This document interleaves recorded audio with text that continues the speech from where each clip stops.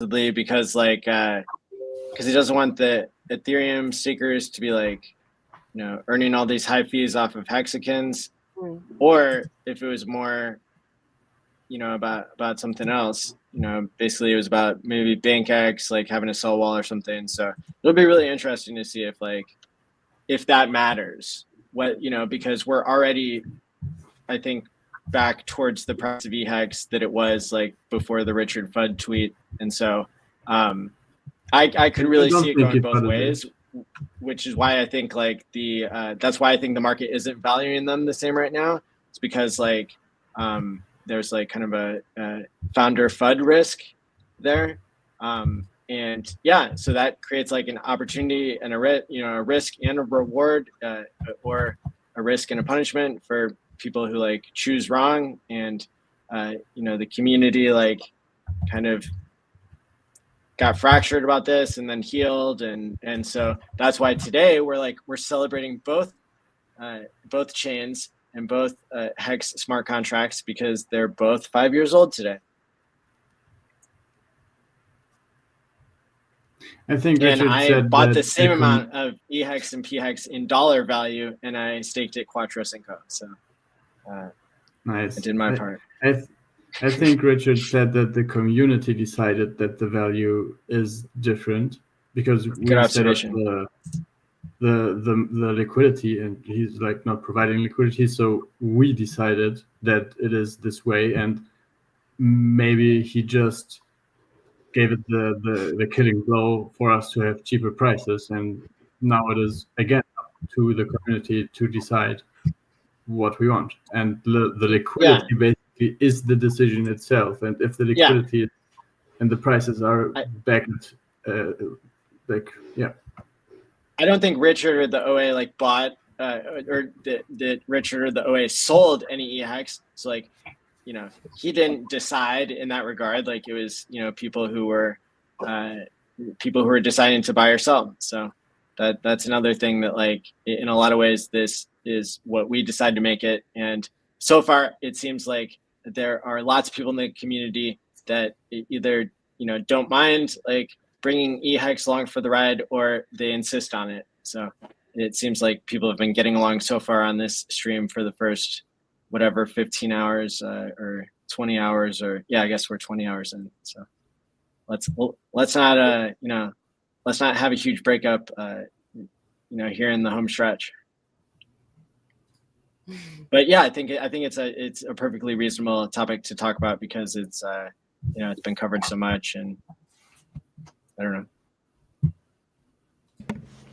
So I'd like to take an opportunity to shill some of the stuff that I've got going on. Let's hear it. Okay, cool.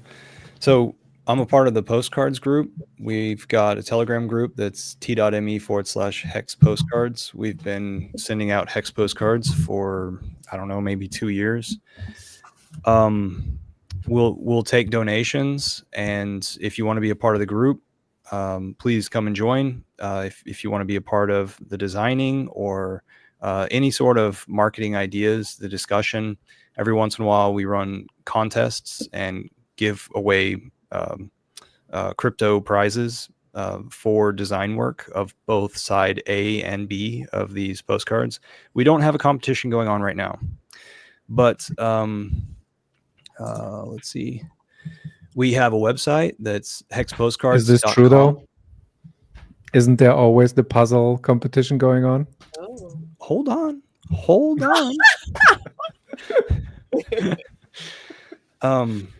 See, what I need to do is somehow delineate the different things that I'm involved in. And so let me just take it one step at a time.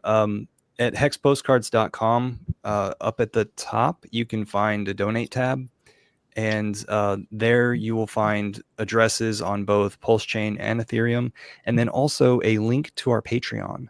I would really appreciate it if we increased our Patreon numbers so that I can sit there and brag about, hey, we've got this many hexagons supporting this. I want to interrupt you, because if you're wondering why you should do this, this is one of the number one things Richard says that we should do as a community. Outbound messaging.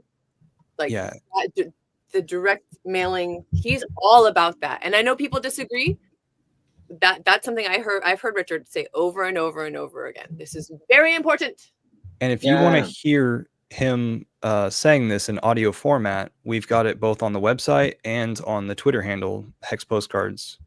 I think it's at Hex Postcards Twitter handle. And as well as we've got a few retweets of his in our feed over there. We've got a strong team.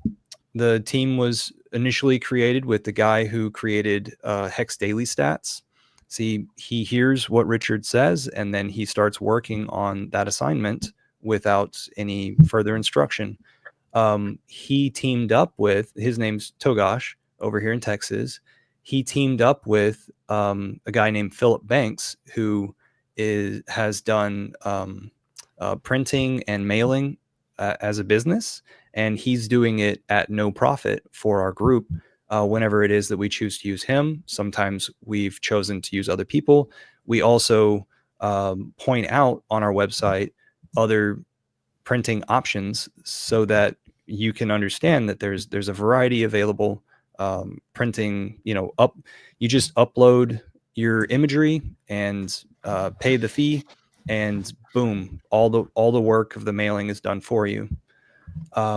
We have once sent to Canada, and we have multiple times sent to United States. And I believe we're approaching or have just passed 500,000 addresses reached. Now, the idea is if we get enough people behind this effort, then we can send multiple times to the same addresses to where we can remind people over and over, hey, this opportunity is there. Because with direct mail, it takes a few times to saturate the market and people to think that, oh my gosh, I see this logo everywhere. It must be in everybody else's face. They must be involved in it. And I got to figure out what this thing is. It's just how human psychology works. We've gotten the prices down to anywhere between 25 cents to 48 cents per postcard. So think of it expensive or think of it as inexpensive. I don't know. That postcard that SJ is handling there, that's one of the competition winners. That's the first place winner from, I think, 2 contests ago. They're nice, and too. I like the size of them. Real quick. That is 6.5 by 9 inches. So it really sticks out whenever somebody's grabbing their mail. And it's very colorful. It has that UV protection that it comes common with everything. Now, that one that she's holding up now is the original one. Let's see the backside of that. Yeah. So this is a beautiful chart, and these guys spent a really long time making the first edition. And then it's also a heavy stock, so it's very bold with the touch. And so I sent SJ a ton of these things because these were the extra prints that needed to go somewhere. Like whenever you print off a batch and you only need to fulfill so many thousands and hundreds and to the exact number of addresses, well, you're printing off thousands at a time. So the extra amount has to go somewhere.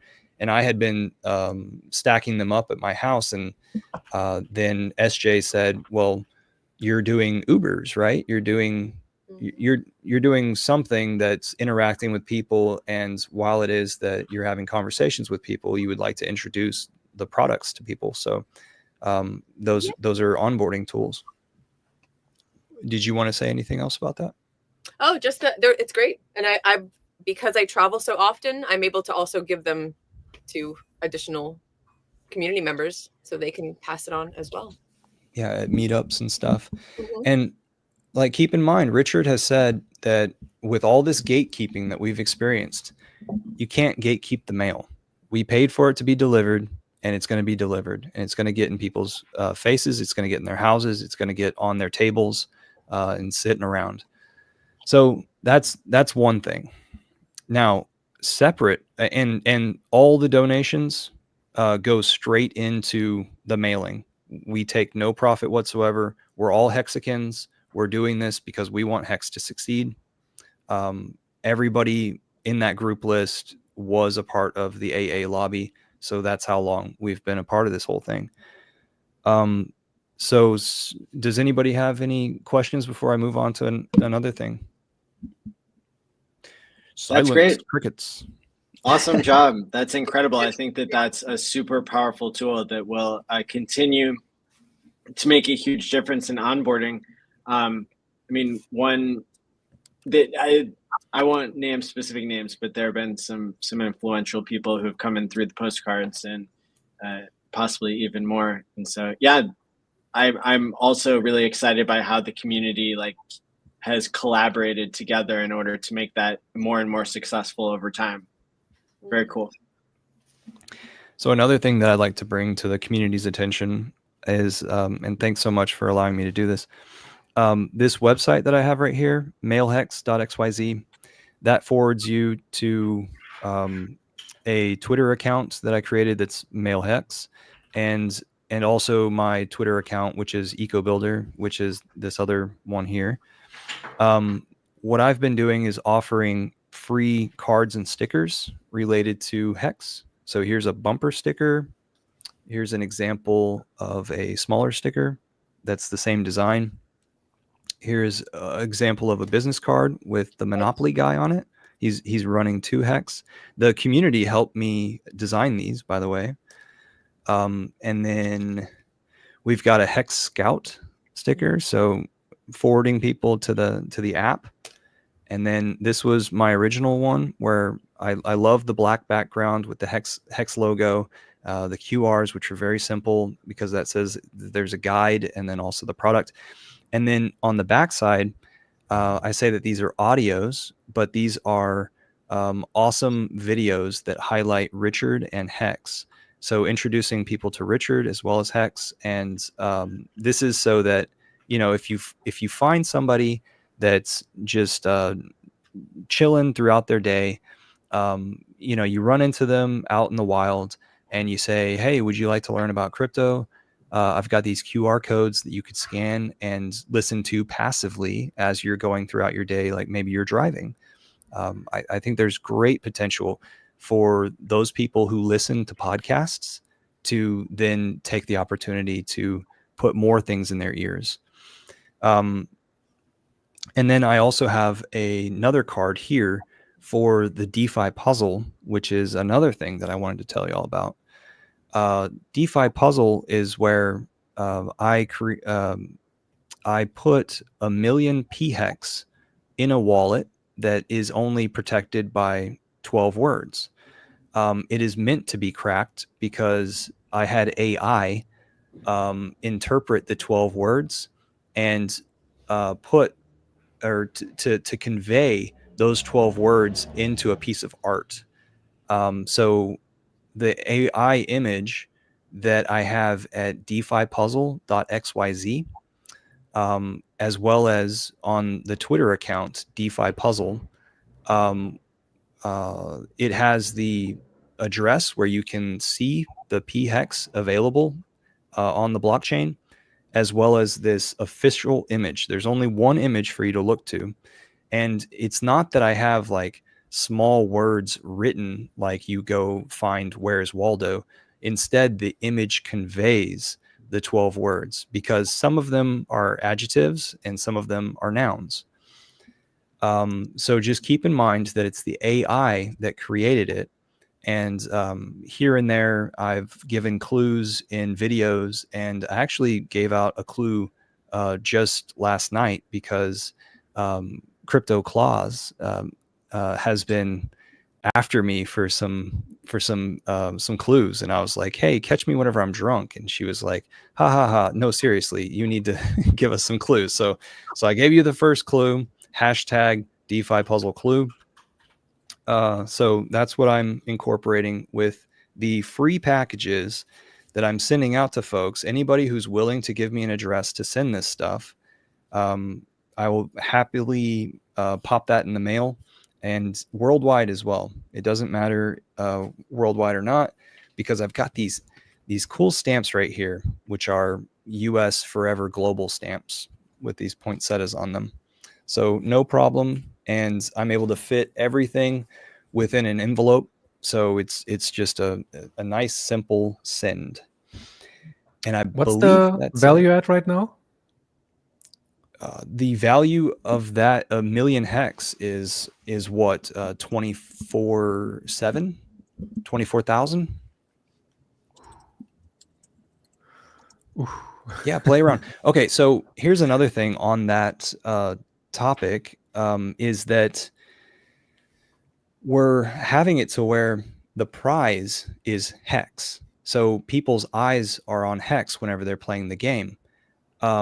But they're also being brought to look at pulse chain, to look at the chain and the network settings. So it's bringing more eyes to pulse chain and hex. I advise people to not necessarily spend their time trying to figure out the puzzle, but yet use this as a onboarding tool to teach people about wallets and about blockchain and how this stuff works. Because it could be a time waster for people, but if you're learning and you're getting your training wheels, then I think it's a great thing to pass to people.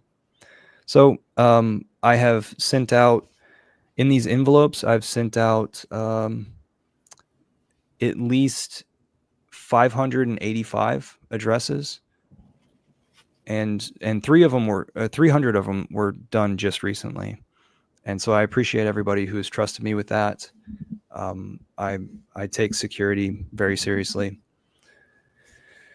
So thank you so much for allowing me to talk about that. If anybody has any questions, please ask them. And then if whenever that's done, I'm gonna bail. I'm gonna gracefully end my presence on the stream.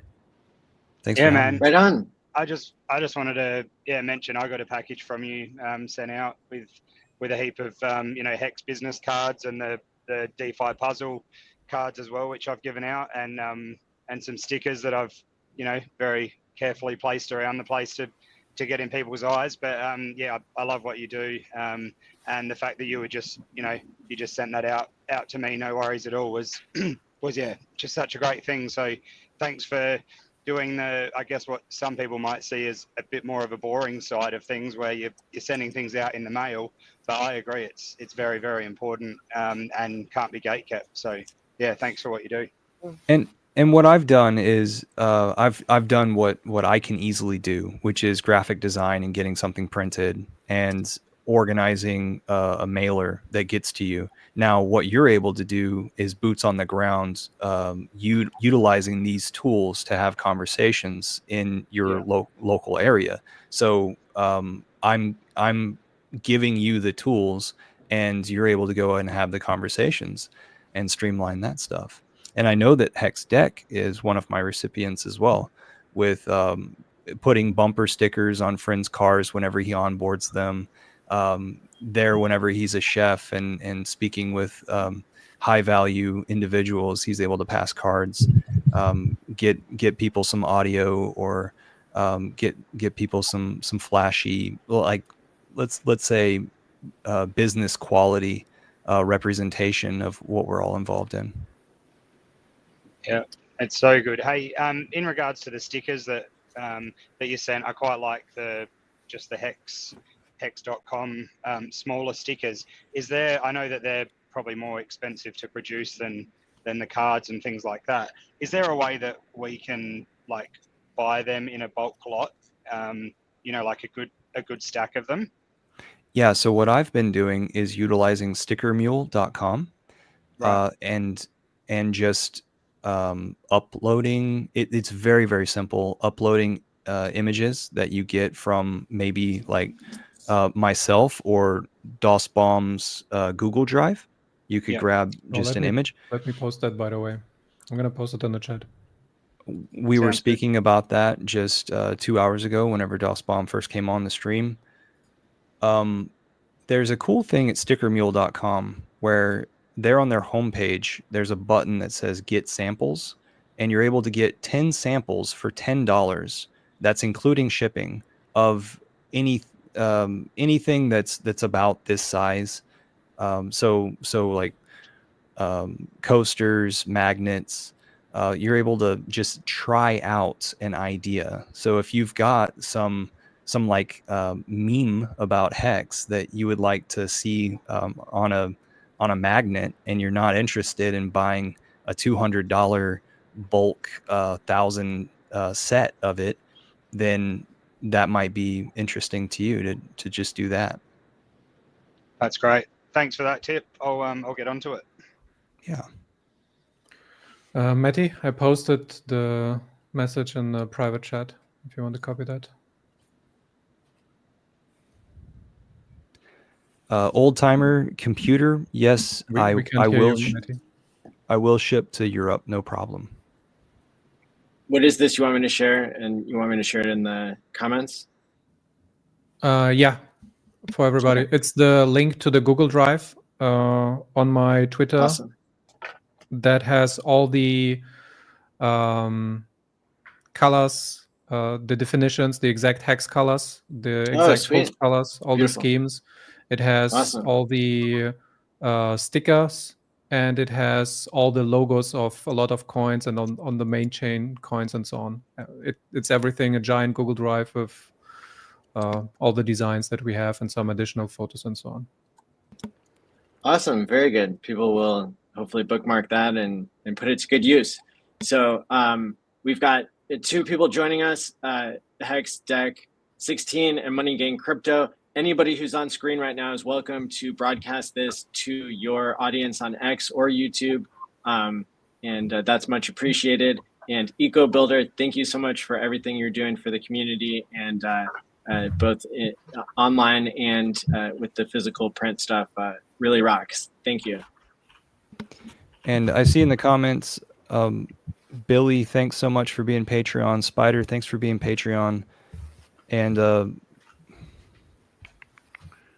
there was Steven Invests. Thanks so much for being Patreon.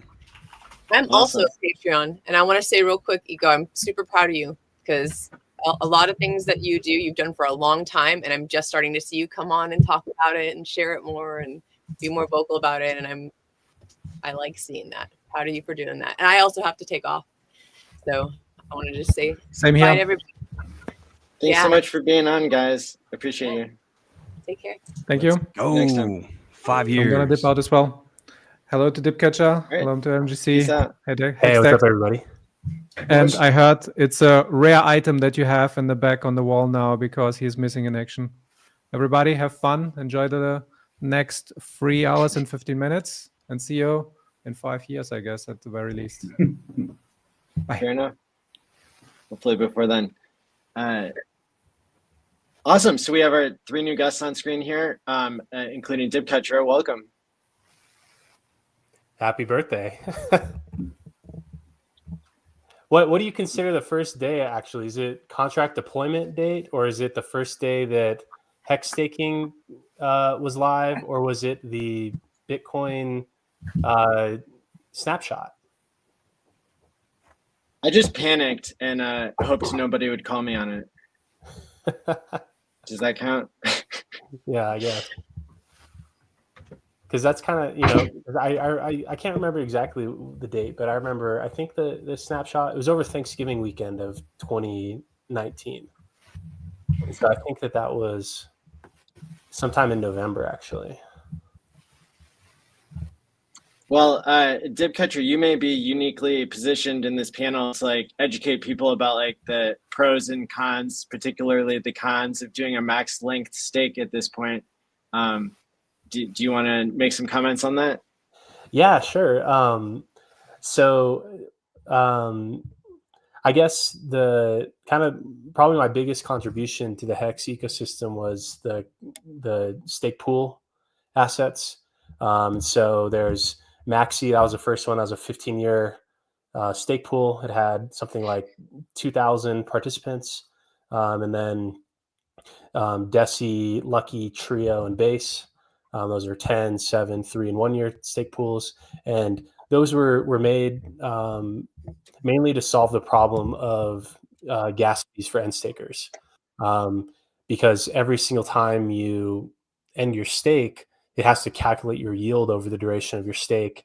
And that yield calculation was already expensive. It was something that was actually noted by the HEX auditor before HEX even launched, because the original HEX max length stake was going to be 50 years. The auditor said, you got to cut that down because that won't fit on a block. And so they actually were, the auditor recommended 10-year max. They ended up rolling out 15-year max.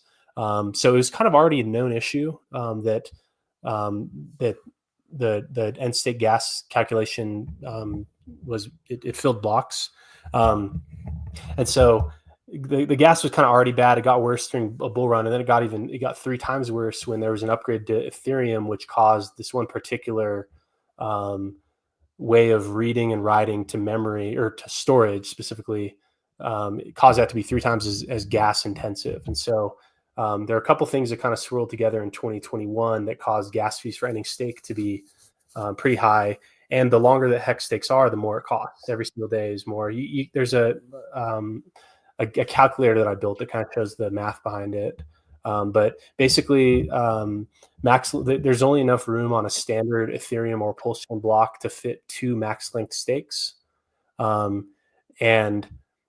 if you compare that to the about 1,500 normal transactions can fit in a block. So the HEX staking is kind of gas inefficient, and so that's I guess that's the main risk in the long-term stakes, other than opportunity costs. Because like any number of bull markets that maybe hit highs that may never return could happen during that. So there's that the price risk, but there's also the risk of your HEX stake at even not 15 years, even a 10-year stake could be prohibitively expensive. There's always that risk of filling the blocks, and so which I'm always kind of caught in the middle on it, because I have built things that help solve that problem, but there's been a handful of instances where there's a ton of max length stakes. So today has been the third. So the first one was Big Payday. Second one was when Icosa launched. And then third one was, here with, this new number of max length stakes. And so these instances create a situation where they can flood the blocks and drive gas price higher and make those stakes infeasible for a lot of people to end. But the people who do the HEX stake pools, they directly benefit from that, because instead of every person having to pay a lot for gas, one person pays for it on behalf of the contract, and there's mechanisms where you can reimburse them trustlessly. And so stake poolers directly benefit from any instance where people flood blocks and cause more HEX stakes to be infeasible to end. So while I think it's one of those things where it's bullish for the price for a lot of HEX stakes to be infeasible to end, but it's not a good user experience, and it sucks to be you if you're one of the people who are unable to end your stake. It's bullish for the ecosystem, because the more stakes that are infeasible to end, not only does that HEX not come back into existence, and the yield it earned doesn't come back. I think my camera's went off, but also those T shares actually remain stale. They still sit there, so they actually continue to absorb inflation, even though it can't be claimed. And if a stake is not feasible to end, it's probably not feasible to run good accounting on, because who's going to pay that? Because you have to pay that massive fee for good accounting as well. And so the more stakes that are infeasible to end and infeasible to good counting, I think it's actually a good thing. It's not good for the users who are counting on that stake, but it's good for the ecosystem as a whole to have these kind of deflationary events for HEX.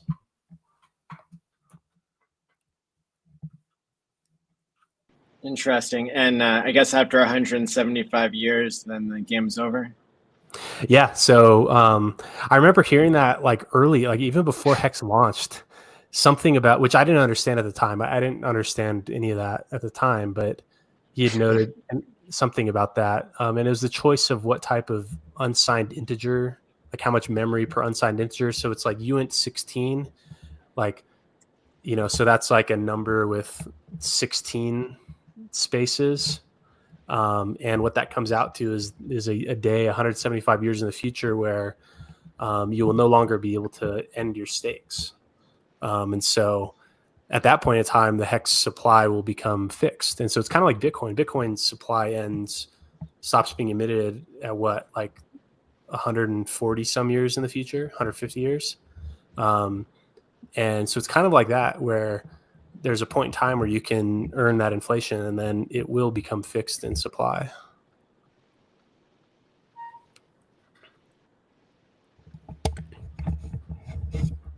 Hey, Dipcatcher, I've got a question for you before I go. I'm on the road and I'm about to run into a bad signal area. But is there a pool party stake starting today for the Quattro Cinco? Do you know? Yeah, there is. There's one. It's called B-Day. Okay. And, it's on Pulse Chain only. I think it has about like 500,000. Yeah, so the person there, I don't know how many people have joined it. So maybe add those to like the number of stakers on the. Yeah, we're tracking that on Ben Sierra Pro's dashboard here. I know it's hard to see, but if I zoom my eyes in really close, I can see 1.7% of the HEX staked today is in that pool. Oh, cool. Or that will be. Awesome. We're counting it. And how's the pool party, protocol going? Is it getting much use at the moment? And is it mainly on Ethereum or on Pulse Chain? I mean, most of the activity is on Pulse Chain. There's, let's see, on quick look, I'm looking at the dashboard. That's funny in a way, isn't it? Because of the gas fees on Ethereum, you'd think you'd be getting more use. On Ethereum. I think that part of it is that just because so much of the HEX economy has basically fully moved over to Pulse Chain, there's just kind of less activity in general on Ethereum. And so I think that's kind of the main driver. And I'm looking now at it. There's the largest one that's on here has like about 4 million HEX. And then in total, there's probably maybe like 10 million. So it's a lot less activity than kind of like the big kind of campaigns with the big ones. And probably a lot of that has to do with the with just, the thought of gas fees not being particularly high on Pulse Chain. And I think that the timing of its launch as well, it launched a couple of days before the market has decided that PHEX is the real HEX. Update yourself, and so it's kind of only existed in probably the most bearish time in HEX history. For sure. And I think that with less urgency around gas fees, which I think people take for granted, like gas fees today are not going to be what gas fees are in the future. Between that and then also with these being smaller pools, there's even the big pools, there's generally been a problem with liquidity because most people that own it don't really want to post it for sale. And if you're a liquidity provider, unless there's huge amounts of volume, you're going to get there's programmed in and permanent loss, because as the price ratchets up to the redemption price every cycle, you as the liquidity provider, you capture about half of that gain. And so because you have sold on the way out. So those pools in general have had, a lack of liquidity. And then with these smaller pools, even you kind of lose out on that. So, and I think generally kind of low promotion aspect on it too. It's kind of there as like a HEX utility. And, there haven't been kind of a big promotional effort around it, frankly. And so kind of as is, it's kind of operating, pretty well. And And then kind of in the background, I've been working on some upgrades to the site, specifically around the HEX stake pool page. It just takes too long to load. And I have kind of my own indexer. So I'm working on moving that to like a subgraph type of system. So that'll load faster and then just have better performance overall on the site, and improve the shareability. So there's some things I've been working on related to the dashboard. But I think that, like, in a full-on HEX bull market, I think that these things will probably become more popular, especially, when, there's just new opportunities to reframe the value propositions. I would say Deci is my favorite version of HEX these days because of the discount relative to like the value accrued. Oh yeah, I mean it's like if you're buying Deci, you're effectively buying HEX that was staked 2 years ago almost at a discount, and you're getting the T-shares that were backdated, and you're getting like 30% more of the. So it's basically like you're getting like that spread to 1. That's like instant yield you're capturing, and then on top of that, like the T-shares are earning at a higher rate than you could earn now. So it's like this like double bonus you get there with like the instant yield, of the principal that you're getting for less than it's worth, and then those backdated T-shares. Yeah, it's like Grayscale ETH that was half off before, like 2 years ago. That's how I see it because of the like net asset value of the accrued HEX being higher than the people are still trading Deci 1-for-1 with HEX in general on Pulse Chain, and so and what Fast Abdul has done, I think, has increased the liquidity enough compared to maybe a year ago to where it's somewhat tradable. I wouldn't say that I'm directly responsible for that. I have my role, but the Fux exchange, and I'm sure DibCatcher is well aware of the pools there with all the Maximus DAO tokens. Those are some of my favorite low or no impermanent loss pools on the Pulse chain. HEX paired against HEX, paired against HEX. It's a pretty good risk assessment to me. Yeah, and that's where most of because like from a user's perspective, it might be hard to kind of reason about buying on there, but just how the aggregators route through it, that's been a big improvement to the liquidity. And I've kind of been looking into other things. I remember way back when I used something called Geyser. It was like with Ample, if you remember that, from like 2020. And they had this thing where you if you provided liquidity in the Geyser pool, there was like these like bonus incentives. I've kind of been trying to explore different ways to try to incentivize, but also it's kind of a hard thing to even try to suggest to somebody, especially when they're at a discount, because like if you're at a discount, like the road to the redemption rate, which the price, it is the way the redemption and minting works, like the price will reach that rate at the next cycle. And so it's like, if it's already kind of hard to recommend to somebody to provide liquidity on something that like marches up, it's even harder when it's at it. So it's like, I've been going back and forth on really how to incentivize that. And I mean, really, I think that the way to incentivize it is to I mean, like the prices being discounts, like maybe in our minds that's a discount, but it's kind of like maybe the prices need to be lower in order to get the buyers coming in, and then that buy pressure, kind of helps absorb on the bottom, and then so maybe just like a low liquidity environment is kind of how these are gonna be. The other solution I've had, and I almost rolled this out into the new pool party ones, and once I get around to building this, I'll add this as a pool you can deploy in pool party. But kind of this concept of what I call liquidity boosted pool, and basically what that would be is that a portion of the supply of the token, so say the pool token, whatever it's called,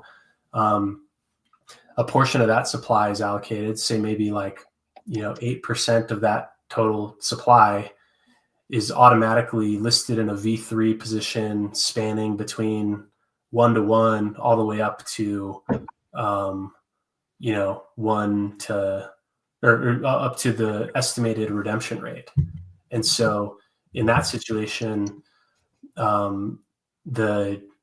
that liquidity pool over time gets replaced with HEX, and then the HEX from the liquidity position is then pooled and then distributed as yield. So the total yield measured in HEX would be slightly lower because of the opportunity cost of that supply, I guess, because if 100% of the supply was allocated to staking as opposed to a portion of it was allocated to a position in a liquidity position, which is going to scale out over the range. And so the average cost basis of that is going to be about half the difference between start price and redemption.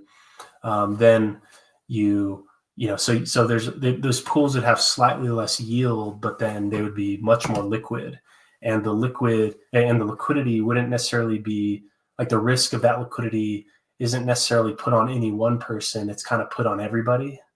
And then the benefit of that is that just better liquidity for everybody. So there's some concepts around like liquidity boosted stake pools that I've kind of prototyped, but it's definitely something to consider. Yeah, no, I think that could work. I think a lot of those tools already exist in one form or another. Like liquidity providing shouldn't be thought of as a short-term project. Like if you're doing liquidity providing or liquidity farming on a 7-day basis, you're probably going to get wrecked. But something like those, either of the 3 Maximus DAO pools that are on FUX that are gauged, like, if you're in there for 5 years, I suspect the total math on your fees and your farming yield versus any sort of impermanent loss you experienced, unless you withdrew at the exact wrong time when something was being redeemed, is probably pretty much in your favor. Yeah, I think so. I haven't done the math on that comparison of the impermanent loss versus value captured from the farming. Like if you compounded your yield from the farming back into the pool, if your whole goal was just to get more HEX, and any yield you received, you just compounded it back into more HEX. And there's guys that are working on things to do that, like to set up auto compounders for pools exactly like that. Like those pools could be the best way to have the most total T shares. Because if we look at the Maximus DAO tokens as T shares and the HEX as potential T shares, like I would think that could be the path to having the most T shares in your wallet. It could actually be represented by those LP tokens, because like you said, you have your redemption periods where so like with base recently, where things are going to shift in a certain direction. But even if you stayed in that pool for that whole period of time, obviously it's moving up closer and closer as you get to the date. That's where all the fees are pumping, because everything's moving through those tokens. It's the math on being in the pool versus not being in the pool, I think, is a big win on those in particular, since everything in the pool is essentially HEX. Well, you heard it here first, guys. Put your Maximus pool tokens in these in the FUX pools and make it easier for everyone. Yeah, so I've got one super those tokens on FUX or 2 FUX, and you get bonus yield. That's okay. Yeah, so that's why I said that you were helping with that, because that provides the right incentive. I just want to throw one quick idea out there that right now it's being argued whether there's jurisdiction over like HEX and Pulse Chain and PulseX, but then you also have Donald Trump saying like, oh, what if we didn't even charge any taxes to people who own cryptos that were like made by a United States founder? And so I almost wonder if like something like a wrapped version of HEX stakes could be, maybe not this version or maybe this version would ever be like considered something that is, then tax free and because the math just shifts on it suddenly. I mean, you and I thought the exact same thing when we heard that. Or I mean, hopefully, Richard being a Florida man could help grease the wheel on that. Boom. Money Gang and Hex deck. Do you have questions or thoughts, or how do you want to weigh in?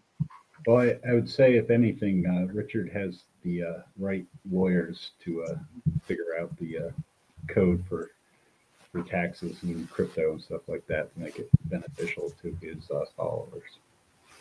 That's for certain. Yeah, I think we get a decision pretty quick. I mean, if XRP is pumping right now and everyone's going crazy on TikTok about that shit, excuse my language. I think we start to see some clarity this year, and then I think it's January 7th they replace Gary. So it'd be interesting to see. I saw that Gold Key had mentioned putting pool tokens on Coinbase would be cool. I think there is actually going to be much more easier regulatory clarity when it comes to how to be on exchanges, particularly like Coinbase. That's going to be like one of the biggest things in changes of leadership when it comes to the SEC and a pro-crypto president, is that process will become way easier, right? This needs to happen, this is how much you need to put up, etc. So I'm pretty bullish on that. I know that there are guys in the ecosystem that don't like CEXs or centralized exchanges, but I just think it's a necessity for an ecosystem. Yeah, I agree. I mean, I once tried to put apply for Pulse Chain to be listed on Coinbase, and one of the questions in that whole questionnaire is this coin or the people related to it involved in any type of SEC or legal action? And I thought about just putting no, even though it was literally like right after it was like the lawsuit was announced. But hopefully, hopefully that it just becomes a little more stream, because right now it seems kind of opaque, where like it probably comes down to what do the employees at Coinbase have a bag of. And maybe there's elements of, where they're looking at things that have high trading volume and what are going to drive new customers and drive revenue from volume. But it seems almost like kind of random, like what things are like. You look at what's listed on Coinbase and it's like what are these things? But I don't know, I guess on the flip side of that, if it does become more like easier in general for things to get listed, is like the value, like the differential value, gonna be substantial for coins listed there or not? Or is it just going to be like so saturated with, is it going to be like Pump.fun, but on your iPhone on Coinbase app? So that's kind of maybe the flip side there is, if they are just announced that they're integrating Apple Pay into Coinbase, so the boomers can buy. Shout out to all my boomers, by the way. Got love for the boomers, but yeah, be able to pay with Apple Pay. And the other thing I've noticed with the Coinbase listings, I mean, one of the things that just popped off was Moondang, which the big hippo, right? The meme coin, and Chill Guy. But they announced, I think, I'm trying to think which exchange it was today, because we were talking about it in a space. Just the roadmap that it will be listed, and so the price is pumped quite a bit. Moondang specifically, and look again, it's not listed today. It's just the fact that it will be in the future and stuff. And when I look at it, I go, okay, well, that isn't even. It's not even listed just yet. It's on the to-do list. They're making this process so difficult. They've made this process so difficult that it takes a while for it to even get on those centralized exchanges, even if it's a meme coin.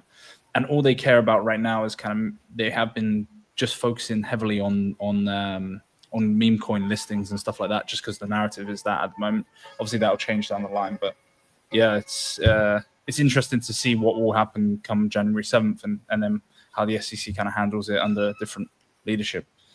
I'm hoping it's going to be really, really easy, and Yeah, I need, we all need exit liquidity at some point. So I'm okay with retail buying up, a ticker that they see in the top, 30 or whatever, and, pressing the button because it's gone up. It's the highest in the green candles and the percentage increase. Yeah, like I think just like, having millions of people get an email from Coinbase saying this has been listed, and like people treating Coinbase listings as some type of like validation of, is it safe to invest in? Even though like last cycle, the performance of things on their Coinbase listing, it seemed like everything was just straight line down. Like one I always look at was ICP. ICP was terrible. Yeah, like it listed at like some massive price on Coinbase and then just bled forever. And that was but I think it always kind of goes back and forth. Like there was a point in time where like buying the listing was bullish, and then it was flipped to buying the listing was bearish, and then now it seems like buying the listing is, I don't know. I mean, with meme coins, like how much they move in either direction and like cycling from thing to thing. Bearish or bullish based on your timing, I guess. I mean, they are only listing the Cabal coins. That's what I've noticed. They're all of the Solana Cabal coins are getting listed now. And so they're happy with that. They won't even like stuff that's kind of taken off from, say, Pump Fun and then kind of organically been CTO'd. They really just only care about Cabal coins. Like I don't know if you guys been on social media quite a bit, but I can't stop seeing Chill Guy everywhere. I'm just seeing it in everything, on Instagram, in posts. I'm seeing like normies post this stuff in their videos and stuff. I'm like, that. This is way too psyop. This is way too strange. This phenomenon that I'm seeing. So yeah, it's. Well, he did have the benefit of Mr. Beast helping pump that. So. Oh yeah. Oh no. There's loads of insiders there, right? Yeah, pumping it up. Yeah, I wonder what how it all concludes, because it seems like in the past cycles seem to conclude like a combination of just like Bitcoin's halvening kind of being priced in, and then some big thing, like way back when it was like a Mt. Gox issue, and then there was BitConnect, which like it absorbed a lot of, and then there was like even in 2020 there was like a little sub cycle from like that. I think it was OneCoin. It was like another Ponzi thing that absorbed a lot of Bitcoin and then sold it all. And then FTX was like the big one of this past one. So it's like usually just like the cycle kind of ages and then there's like a big thing. But I think a lot of that like industry-wide bear market stuff happened because like in 2017 cycle, Bitcoin was like the main trading pair on all the centralized exchanges. And so Bitcoin going down caused everything else to. And then kind of replicated with Ethereum being a primary trading pair when Uniswap came out in 2021. And then, things were kind of, coupled around that, but then still a little bit isolated. But then now it's like any given meme coin market, the main trading pair has primarily been Solana. But like these things, it's like they go through a full bull and bear cycle in a matter of days. And like for most of them, all the gains and losses are allocated within a matter of hours or days. And so it's almost like instead of a big bear market happening all at once, it's like a bunch of mini cycles are happening every single day. And then like maybe, a tiny percent of them have some type of staying power, some type of like resurgence. And so it's like, what does a bear cycle look like when this has like been the main driver of retail adoption, has been people coming in because they see a meme and then they then they buy the coin related to it and like they enter in that fashion. And then like with Bitcoin, like so much of the demand has been institutional or corporate or now governmental with like El Salvador. And so it's like that one may be kind of in its own isolated cycle because the category of user is different. So like I think like the the bull market has not been spread equally. Like there's not been a rising tide that lifts all ships. Like Bitcoin going up on its own, I think it like underperformed in the last cycle. And I think that's kind of set the stage for it to overperform this cycle. And then like a lot of in the past, before there were these exchange traded products that made it so that like an institution could buy Bitcoin in a way that fits into their framework. In the past, they used to have to buy into hedge funds, and then the hedge funds kind of had free reign. That's why a lot of value was kind of, leaked into other areas. But now that there's like a direct on-ramp to Bitcoin exposure, you can buy on public markets. That kind of took away that. And then with Solana being not an EVM chain where you had to like bridge through Ethereum to get to Solana, and all the exchanges support it, all the consumer users who are onboarding into meme coins, they're going directly to it. And so it's like, that's kind of been the bull market has not been treating everyone equally in that sense. And so like in the past where bull markets kind of treated everyone equally and then everyone kind of bled equally, does that mean that like this time around, like maybe there's some Solana bear market, but then things that that didn't benefit from Solana's bull market, maybe those things kind of, aren't impacted as bad, or maybe they directly benefit from it. So maybe it kind of changes what the cycles look like, where instead of everything going up together, it's like things will just kind of go on their own, and then it just kind of, will be a little bit different.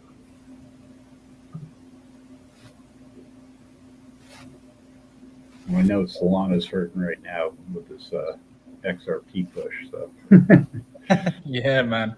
Yeah. XRP guys are going crazy over a 5x. Like, okay, well done, guys.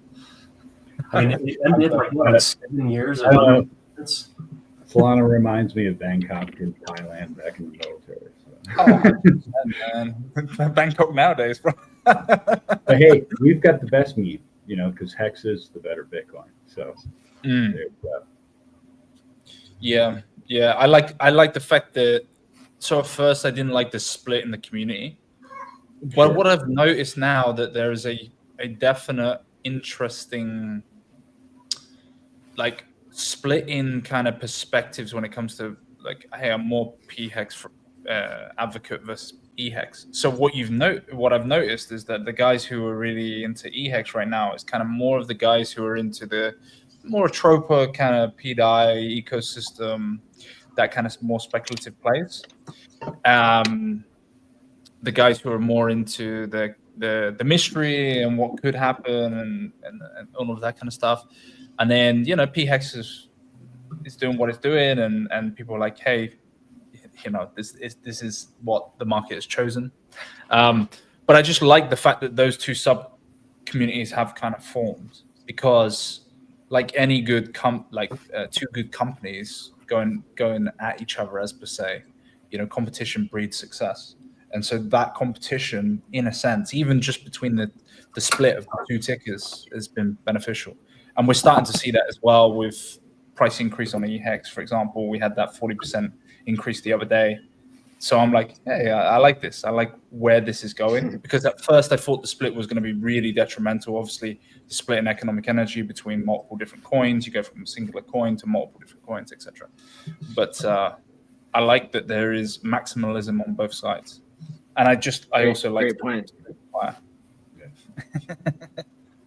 Yeah. Shout out to Johnny Chaos. The OG. Yeah, I mean, so the price, like that ratio is set over such a tiny amount of the supply, because an overwhelming amount of the supply was held by the OA, now sacrificed. That just sits there. And then so the user-owned supply, only like a tiny percent of it's actually been bridged in. And because it's still like we haven't had a big kind of onboarding instance of people that weren't already here. And so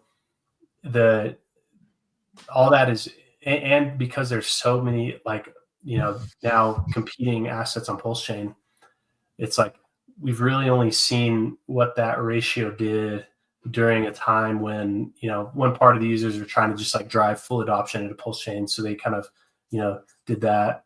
they're swapping their EHEX for PHEX, and then a whole other set of people are just swapping their EHEX for anything else. And so there's like, we've kind of only seen it occurring in one scenario. And, like that, like it really didn't, I haven't added up the sum of the trading volume, but even just the HEX, like the EHEX ratio, because what is it now? So like EHEX. It's like 5-to-1. Okay, yeah. So like it went from 10-to-1 to 5-to-1 in a couple of weeks, and that was after and it had gone to 10-to-1 in a couple of weeks, and so it's like it doesn't really like take much to move it. And I mean, like I think like I always point out the combined HEX price because that to me is still the overwhelming majority of user-owned supply, because so much of the user-owned supply was staked for a time period longer than between now and when Pulse Chain launched. Like, so most stakes coming out, people have both. And so like that, and that's still the cost basis for most users is, like you either minted or bought your HEX prior to Pulse Chain, and then so you have both. And so like that I think is like the important one when like looking at like psychological levels of HEX in general, because like most people, if they're going to be selling HEX, they're going to be selling both. And now it's even created a scenario where like I have like some people that I know, not in our little ecosystem here, like they didn't even know that they had HEX on Pulse Chain. They're all pissed off because they're like, look how much down it is. I'm like, well, did you look at your both hexes? And they're like, both hexes. Like, what are you talking about? And so then they're like, oh, nice. Like, and then they sold the Pulse Chain one. And so that kind of thinking, you sell the one that's higher or you sell the one that's more liquid. And that kind of could have some like kind of restoring aspects to that, just as stakes end and people who weren't really trading the ratios because they didn't have the HEX at the time. Now that it's happening, like there's going to be the people who already were more favorable to PHEX only, and like this is the real HEX, and that portion of users maybe are going to sell their EHEX, but like the other categories of user, there's more of them that like if they're going to sell, they're going to sell both. If they're going to hold, they're going to hold both. Maybe if they're going to buy more, they're going to buy, like it comes down to like their on ramping. But things can change, and they'll continue to change. Like it'll never really like reach a stable level because, there's one thing that could make it reach a stable level, but and that would require like OA action. But I'm not really counting on any type of thing like that. Like the time to do that, like it's crazy because like you don't believe in parity, Dipcatcher. I believe that price can reach whatever the current supply and demand will support. But what could have kept EHEX and PHEX at parity, which like going into it, like I thought it was like a no-brainer fact that this was going to happen. All of the sacrifice, because like the time leading up to Pulse Chain launch, all of the coins that were not HEX got sold, and it came out to like $600 some million. And then there was like $2 billion of HEX, including all the OA's HEX and all of the HEX that was done through that like recycling thing, where like the ETH from yesterday was put back into the contract. And then which is very, very easy to track. Like if you look, you can actually get a good sense for what portions of the HEX supply were basically just like kind of captured in that way. And all of that was sacrificed, except for one address. One address appears to have forgotten to. There's like one out of the like hundreds of addresses that just, I don't know if the bot that did it just didn't do that one, but so like all of the HEX was sacrificed. And I was like, okay, like that accounts for like 85% of total supply. If all of that is just put in a burnt liquidity pool, locked in a liquidity pool at 1-to-1, burn the keys, there's now no more OA risk at all in HEX on either side. And 2, everyone's bag would have fully doubled. And 3, even if 100% of all the user-owned hex was to sell in either direction, the most it could have moved, I can't remember my calculation, it was something like 24% would be the max ratio difference. Yeah. And that would be like if 100% of the user-owned supply was sold in one direction. And so like in my mind, like going into it, I was like, oh, like this is like a no-brainer. Like this would be a big catalyst for HEX, like going forward. Like now we actually, like basically like it would have been like an OA subsidized doubling of the bags through like the liquidity bonding. And then both HEX on both, like, you know, both are basically interchangeable. And I thought that was going to be a big part of like the scaling solution. But then when I saw, and like the AMM bot, like the time period when the AMM bot runs, my assumption was that was going to happen. That was part of the AMM bot, was setting up the liquidity pool for EX and PX. But then when that didn't happen, I was like, oh shit. That would create a negative externality with like the ETH gas fees though, right? Like on the system of the bonded prices. Like if Ethereum tripled their S load again, they could just bleed out the system. Well, like because people would arbit. That could potentially cause the EHEX one to increase versus the PHEX one, because increased S load or any increase in cost on staking, all that does is cause supply to deflate. And so if Pulse Chain supply continued to inflate and then EHEX one stayed where it was. But then people would pay more gas in ETH to like end a stake because it would be profitable. And then, yeah, I think it would. I mean, I guess if it's profitable, and it's profitable, you know, and yeah, so maybe there's like net dollars that are escaping in that way, but right. But then like, you know, that was, you know, part of why like all the stake pools. It's like we rushed to, like, if you remember back when we thought that Pulse Chain was going to launch in mid-May of 2022, the maxi minting phase was originally scheduled to be much longer than what it was, but then it was cut short because we wanted it to be to capture that benefit of like the dual chain thing. And so yeah, I mean, you know, there is that negative externality, but like, you know, it's just part of the cost, I guess. There's like a solution that Futurist came up with to like solve like the gas problem in HEX, but we got stuck at the part where it's like, well, why didn't somebody do this already? In terms of like, the best way I can describe it is like you know, there's a little bit of code added, and so it would have to be like an airdrop fork supported by the founder, or massive, you know, community liquidity providers are supporting this solution. But basically, the way that the contract could have been written, so you didn't have to loop over every single day, would be to create a variable within the system that calculates what a standard T share. Yeah. That should have been it. So why wasn't that done originally? So I asked. There was an interview with Kyle that Crypto Coffee did, and in the chat I asked why. And I actually wasn't satisfied with his answer. He said it was because of some rounding issue. I'm like, okay, well, either if you're worried about rounding issues, then default to round down. It's like, right. Yeah, like yes, because I guess they were worried about like propagating rounding, like because there's like no concept of decimals, and so everything has to be an integer. And but the answer came down to like propagating like rounding error, and I'm like, okay, well, if you just round down, you don't have any error to propagate.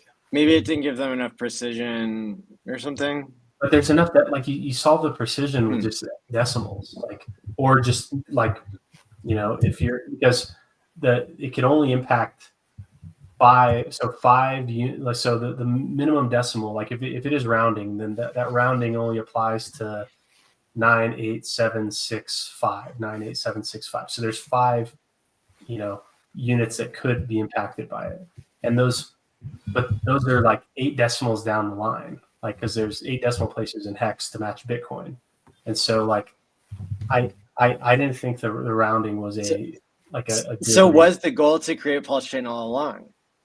No, I think that, I mean, that was like the, you know, I mean, it was pointed out in the audit. And I think that there was just like a rush to get it out the door. And because I remember just hearing the story about how HEX was built, where like there was an early version of HEX, and then I think there was some falling out with the developer who did that, and then he actually deployed that old version of HEX as his own. Didn't get any adoption or anything. And then like he had cycled through a handful of developers, and then finally one guy came in and like made it happen. And so I think that there was like kind of just a rush to wanting to get it done. And probably because it's like Richard had a lot of money then, not the amount of money that it appears that he has now, but back then, however much Bitcoin was, who really knows how much money HEX had? Maybe paying developers like 3 different times for it not to get launched. Maybe there's kind of that kind of emotional like, okay, I'm just like, we're just gonna run with it, even though like there's probably a handful of things that they would have done differently. But yeah, I mean, a running total would have been an instant solution. Like, so I think that also like at the time,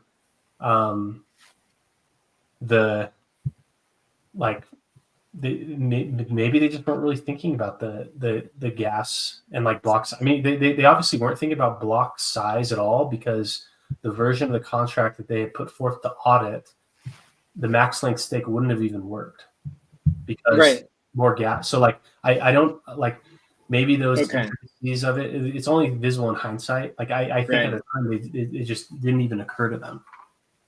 So then the question becomes like what do you think would happen to fix it now? Like is so that impossible? Sorry, me and Goalkeeper were just talking about this on the phone.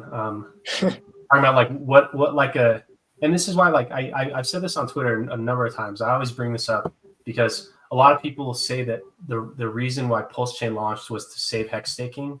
I do not believe that at all. I think the reason that Pulse Chain launched was because there's big financial opportunity related to alt layer ones. Because when the idea for Pulse Chain came around, there was Solana, AVAX, Phantom, BSC, all these alt layer ones that were having huge markups, a lot of activity. So like that was the opportunity, was like trying to recreate that. Slot, PulseX being integrated natively, like largest airdrop, having the copies. Yeah, all these competitors to HEX, basically. And so I think that if like a non L1 launch solution for HEX staking would have been that to save new stakers, go.hex.com should have had stake pooling by default. Or just bundling, like like the stake pools that we launched, there's thousands of users in there, so people basically pay nothing. That even 5 users in a stake pool is good because you're 20%, you're saving 80% on your cost. And so like even 5 people in a single stake pool. So like having like a front end that just kind of batched stakes, or maybe if you're doing a max length stake, maybe your stake isn't starting today, maybe your stake is starting at the end of the month with everyone else who was staked during that month. So like an automatic bundler would have instantly solved it. And then so that would solve it for stakes moving forward, would be just like an official stake bundler add-on. And if you want to stake solo native, you could, but like by default, funneling people into something like that. I was hoping Richard would ask me for the contract, or I was hoping you just use the Maxi contract or something like it. I was hoping that would happen, but it never happened. But then, so that would be to solve new stakes. To solve existing stakes, something kind of like how, remember when Poly launched and there was that fallback mode in case any issue happened, and then that was exercised, and then the OA and the Hedron deployer address, because they earned so much on every single Hedron mint, they earned some. They were able to use like something like two weeks of their Hedron that they just earned to fill the hole. There was like a 15% hole.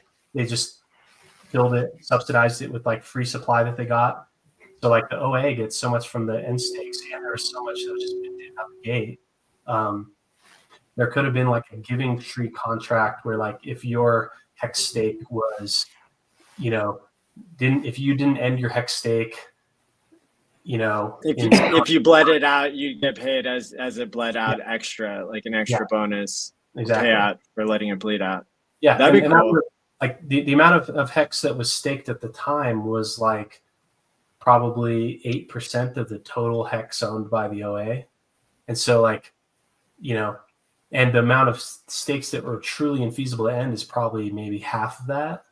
And so like there were like instant trustless solution. I mean, maybe relying on subsidies, until the subsidy is deployed, like actually put in the contract, at that point it becomes trustless. So like I think there were solutions to this, scaling solutions to hex that, could have, utilized the, just like a new wrapper around hex for the pooling, or kind of like using, kind of how like I view the OA owned hex is basically like kind of discretionary. It's like the hex contract, they could have programmed all these other uses of that hex, like other incentives or other uses of it, but just having it all allocated in an address that the community generally trusts. It's kind of like it can be applied with like some discretion can be applied, and it can be used in like ways that weren't coded when hex launched. And so I think these solutions would be compatible with the current version of hex. It's not too late. Right. That's if Pulse Chain gets adoption, because right now the only reason why like the gas is low on Pulse Chain is because the demand is low. And so if we assume that demand for Pulse Chain blocks is going to go up, then it's like you'll run into the same issues. And at some point, I think that there will be because I think up till now they've been at like maybe 2 months delayed on updates to Ethereum find their way into Pulse Chain. I know for a fact there's going to be some in the future, especially if Ethereum actually continues on their, the merge, the splurge, the burge, the dirt, like whatever they call their roadmap. There's going to be points where like things are going to be rolled out that even try to further push into L2s. I think there's going to be a point where Pulse Chain does not continue to roll in like the upstream updates. And like, that's if Ethereum actually like their L2 first kind of model, which maybe they won't. I think like Solana is putting a lot of pressure because Solana does not have that like L2 kind of like expansive roadmap. Solana, there's someone made a website that showed Solana's roadmap, and it was just it said increased throughput, lower latency, and like all to keep it on in L1. And so maybe that market pressure is going to apply, and maybe they'll like rethink this stuff on how Ethereum scales. So like if Pulse Chain updates are reliant on Ethereum updates, and at some point kind of the Pulse Chain model, is at odds with the Ethereum model, then, may stop being updated in that same way. But like either way, if the demand for block space is going to increase, then, similar issue that's on Ethereum is going to happen on Pulse Chain. Maybe we won't care about it because if we have a lot of Pulse Chain, like we'll be too rich to care. But for like the perpetuation of, continuing that for like the next cohort of people in years like 2036 to 2050, then, it's going to matter to them because they weren't here to be able to buy PLS when it was 0.3 off its sack price. So like, I think the urgency that we may feel around it may be different than like the urgency that people in the future are going to feel about it. And I do think it's important to consider that in the future. But yeah, I mean, it's like the increased block demand. I mean, right here, like how many people have staked Max Link, like that is now going to consume they're like 400 people maybe. Yeah. So there's 300. Yeah. So 400. So that will consume 200 full blocks will basically be with a little bit of leftover on each of those blocks. So like 200 blocks, and how many blocks are there in a day? Like couple thousand, right? So every 10 seconds, so that what, 6 per minute, 6 times 60 times 24. So there's 8640. So 200 over 8640. So that's like 2% of that day's block space. And that's going to be also like every other stake that start like, you know, in 5 years, like 5 years from now, the 10-year stakes. So like, you know, and even though it seems kind of small, like it's kind of like similar phenomena with like liquidity pool. If you double the amount of buy side demand in the liquidity pool at 4x is the price, kind of has that square value. Like a 2% increase of like 2% of blocks being fully consumed will have more than a 2% impact on the price of gas in that time. And if that's during like a pulse chain bull market, you know, and if there's other high, I mean, like if things like Zen had some staying power or something, like with long term, like if people are flooding blocks minting Zen at that time, or maybe other types of like high gas consuming applications come out, you know, it could be like you never know what the future holds. So I think that responsible use of block space is important. Yeah, well, that's really a lot of good information, I think. What about an option to stake HEX from Ethereum via the Pulse chain, obviously on Ethereum, maybe with that batch technique you were talking about, but have them initiate interaction with the contract on Pulse chain, and then it gets batch bridged maybe once every 2 days, and you know, you just have, instead of the 24-hour delay on staking HEX that's built into the code, you'd have a 48-hour or a 72-hour delay, and then everybody gets batched together. It's on Ethereum, and then you unstake also on Pulse chain. Again, with that delay, everybody has to press the button and chip in their own gas to unstake their own portion of said HEX. Could that be a thing? Yeah, for sure. Yeah. Because I mean, when will you be done this thing? What'd you say? When will you be done this thing?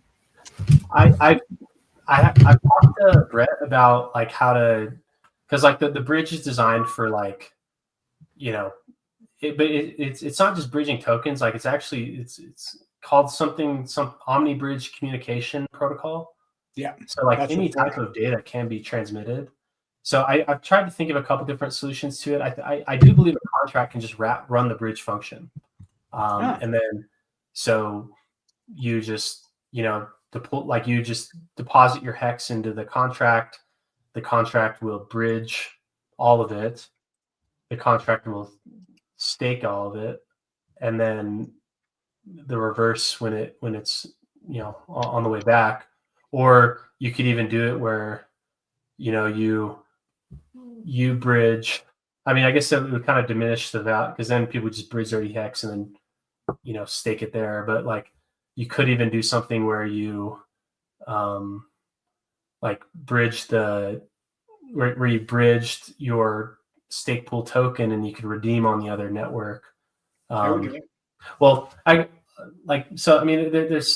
but it kind of like the value prop is more weighted on the Ethereum side for the bridging, but like doing something where you bridge or you pool HEX on Ethereum, bridge it, and then you redeem on Pulse chain or where like the token becomes tradable on Pulse chain, kind of making that like more like where the outcome is that there's now a token on Pulse chain that's wrapped by, you know, staked HEX on Ethereum.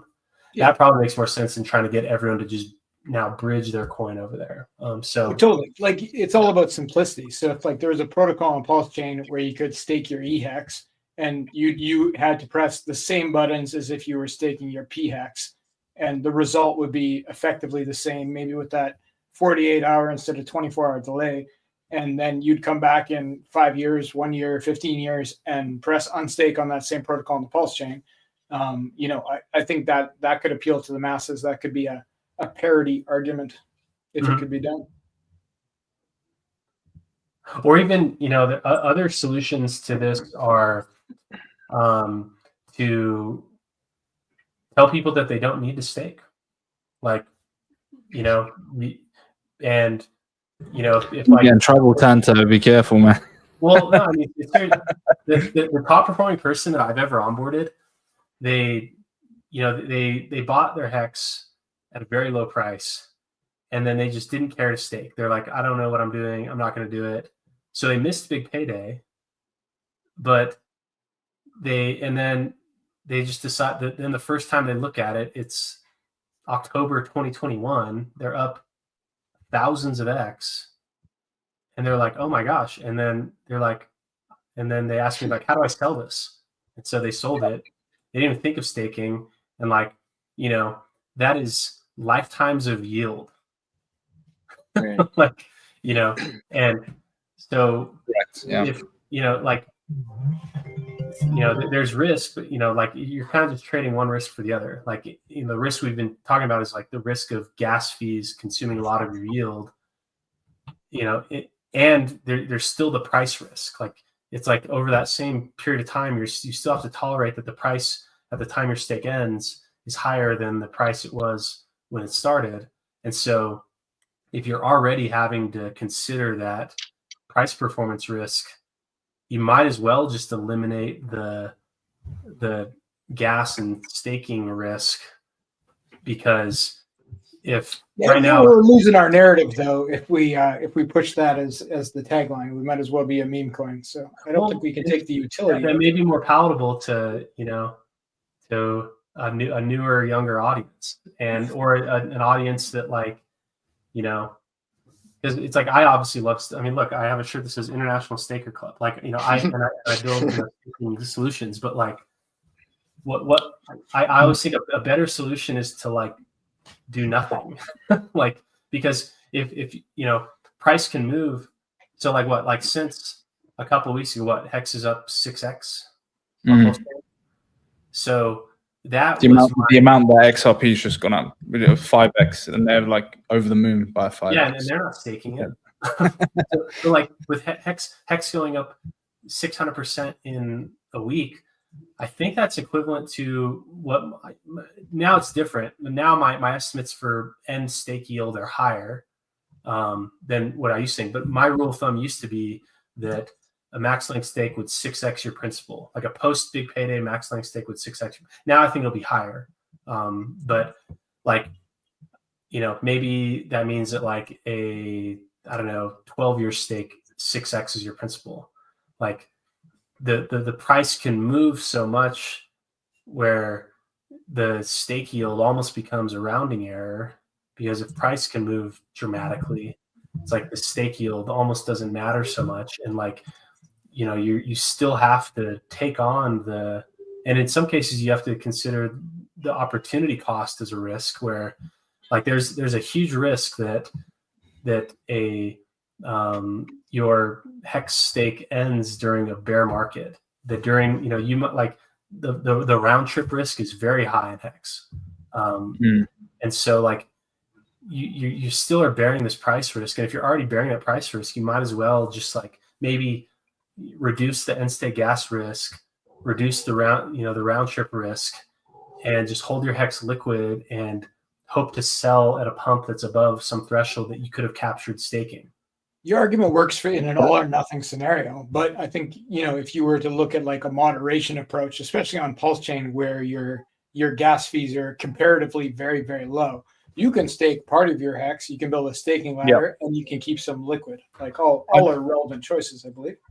I'd argue if you're not keeping your staking rewards on Ethereum liquid coming into this bull market, then you'd want it to come out into the next bull market, because I think that the issues that we see particularly with Ethereum's roadmap, and then also the release of, say, Sonic, for example, at the end of this year, I don't think that we will have, and again, I'm not a dev here, so I'm just speculating, but I think those things get sorted by the end of 26, 27. I think on the roadmap they're saying for Osaka and what might happen with Ethereum. And so that would then make me ultra bullish on Ethereum Hex staking coming out in that kind of bearish period where Gwei's going to be super low, holding it liquid, and then go into the next bull market to possibly exit. And yeah, it's hard to time that, you know, because like we've kind of been conditioned on this 4-year Bitcoin cycle, and since I've been in crypto since 2017, and the only thing that is the same is that everything is different, and like the cycles look different now, like they run different. There's like, and even with like with Bitcoin drop, like that 4-year Bitcoin cycle, it's always kind of squeezed.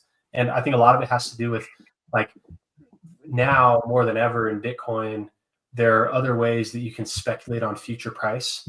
Whereas like the miners in the past basically had to spot trade to manage their inventory.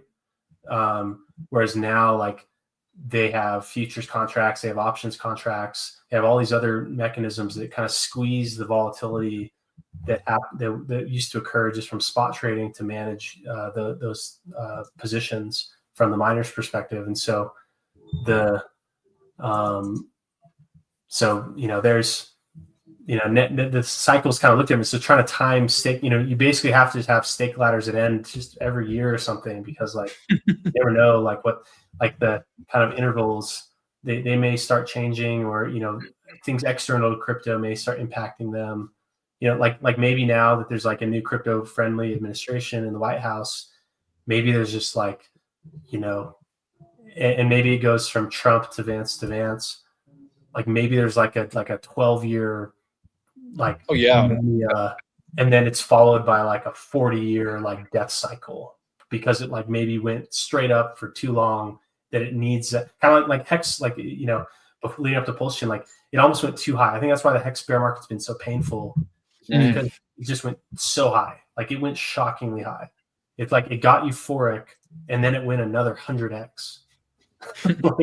And so it's like maybe a similar kind of phenomena could happen where like this, like now that like more than just crypto people are in crypto, it's like now like the world is in crypto, the external things may hit the crypto markets, more directly. But yeah, I mean, I don't know. Like I think there's a lot of different ways to kind of view these risks and like your target gains, and like, so yeah, I mean, I guess not staking is a totally valid solution. I've heard these liquid staking tokens too. I think that could be an option where you're staked but inside a liquid token. Yeah. I mean that square on solves it. Like with base that just ended, there's like I think about like 1,000 people in base, but one person ended it, and they and the gas was cheap enough on both chains that it just got ended and no one cared. So like from that user's perspective, the gas fee was zero. But maybe the longer stakes, like like Deci will probably have, like if you look at the pool contracts, it records who ended the stake, and so that allows you to have like a trustless way to reimburse them. Where like I haven't deployed it yet because it just hasn't come into play yet, but probably for Lucky, we'll see how Trio goes. But Lucky, for instance, will probably come into play where you can deposit ETH or Pulse in a contract that reads who the end staker was on that. And so even like, say, the stake ends, but it's been a couple of days without it ending, then people can just pitch in, and then once it reaches some threshold that someone's willing to pay, they can get reimbursed trustlessly, and they'll just end the stake. They're still just ending one stake though, right? Like, so for Maximus DAO is one big stake, Lucky is one 7-year stake. So it doesn't cost the person that ends that stake any more than if they just made their own stake. Is that correct? Yeah, it's thousands of times cheaper, because if you're paying nothing, then it's infinitely cheaper. But like the total gas fee impact of that stake is, just multiplied by the number of users in that stake. Because if you assume that every user in the stake would have just staked on their own, then the net cost is like, because I think it's like Deci has like 4,000 users or so. So an average Deci user will save 4,000 times their gas. People will race to those stakes for the prestige, right? Like, I'd want to be the guy who pressed the button. I wouldn't worry about the money.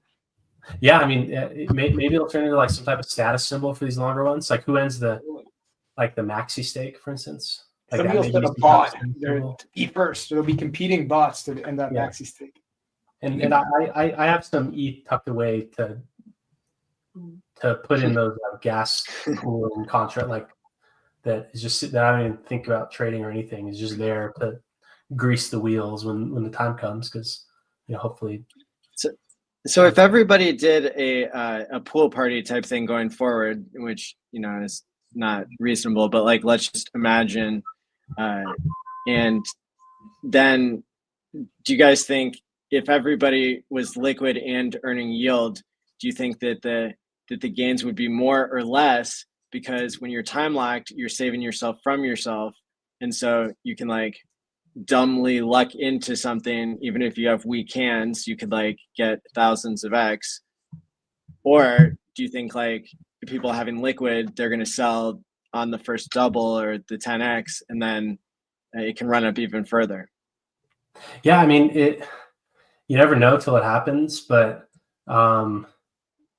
like for instance, the people that sold Maxi into its first pump, like remember when it was the only one and it was like it went up straight to 2-to-1.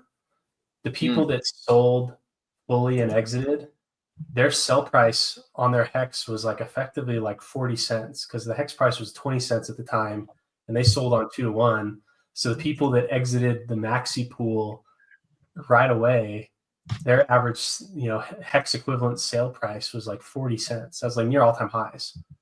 So like, so far we've seen that exiting but that's only because we've been in a down-only HEX bear market since these things have existed.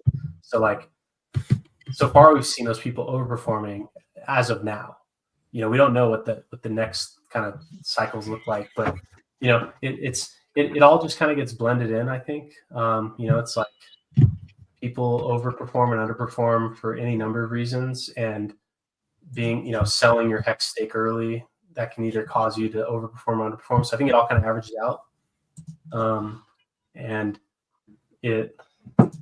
I think that it'll probably, I think in general, we'll have to see if Pulse Chain blocks demand increases, because that'll tell us if the gas fee savings come into play for Pulse Chain users of these coins. But on Ethereum, it's like it makes a big difference, and especially because the Ethereum version of HEX was impacted by price more, 5 times more than the Pulse Chain version. Like the lower the HEX price is, the more important that the gas fee savings becomes, and so because there's like an equation for like a minimum viable HEX stake. It's basically like, is your yield that you're earning going to be greater than the fee you're paying? And the fee could swallow the value of the principal. So you could like nuke your stake just from the fee. And so, it'll probably, it mainly just comes down to price and gas to be able to know which one is better there. But yeah, it's sad to see. I do like what you've done with using the fungibility and transferability aspect of DESI, with the like the time pays me vaults, and like sending, like kind of using DESI in that way. I think that's like a really good use case of these coins. Like I physically handed Lamont Black and Kelly Richmond Pope a physical coin with a private key built into it, that because somewhere in the movie she says, well, if somebody gave you $150 a HEX and it went to $30,000, are you telling me you wouldn't take the money? Right. And so sorry, I've seen highest of stakes 13 times. So I handed this to them because it's a maybe 2 T-shares worth of DESI that is dripping out over 20 years like a bond, and so like they can get paid every week. whether it's worth something or not, that's going to change over time. But yeah, it's like it's a really good example of how they could see the value and like not have to participate at any given time. And then another cool thing about Time Pays Me is that because you can set up a second seed phrase, you can take something that was gifted to you that you don't trust the security of, because I could have kept a copy of it, and you can take self-custody after the fact when you learn more about crypto or when it becomes more valuable. And so I think that principle could be used to like onboard millions of people someday.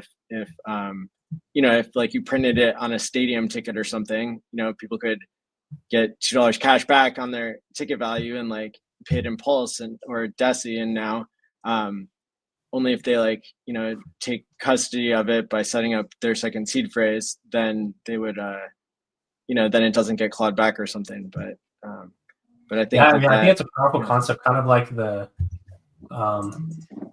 like as an onboarding or just like a in real life use case of crypto, where it's kind of like either like a shared custody type of solution or like a temporary custody, right. where like it's like here, and at any time, like your risk profile is that it's effectively a hot wallet that a company created, and they are telling you that you're the only one who has the key, and then like you can claim it, like you can take full possession, and then at that time it's fully trustless. So like where maybe there's because like I think like trust is important, like to get the wheels going, but like being able to like squarely frame the trust, or like be able to calculate the max downside potential of trust being compromised.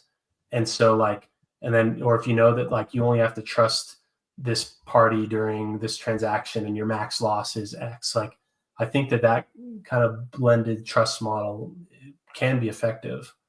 And like that, especially like in real person, because it's like, what are you gonna like, it's like I paid for things in real life with crypto, and it is kind of weird. Like just waiting for, and so like that can work on like small scales, but like handing someone kind of, that, and maybe there's like a QR code that they can scan and they can kind of verify that it actually is there and it's tamper proof. And if like you're only using that for transactions less than like $100 or something, like, it can make sense. Right. Yeah, exactly.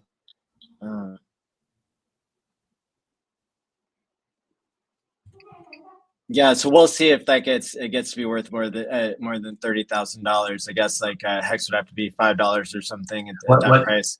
When did you give it to them? I don't know, like when the movie came out in theaters. Okay, so that was probably when prices were. I mean, it's probably up since then. Oh yeah, probably. And and it's earning 32% yield. So that's pretty sweet. And let's see because I'm looking at Maxi right now.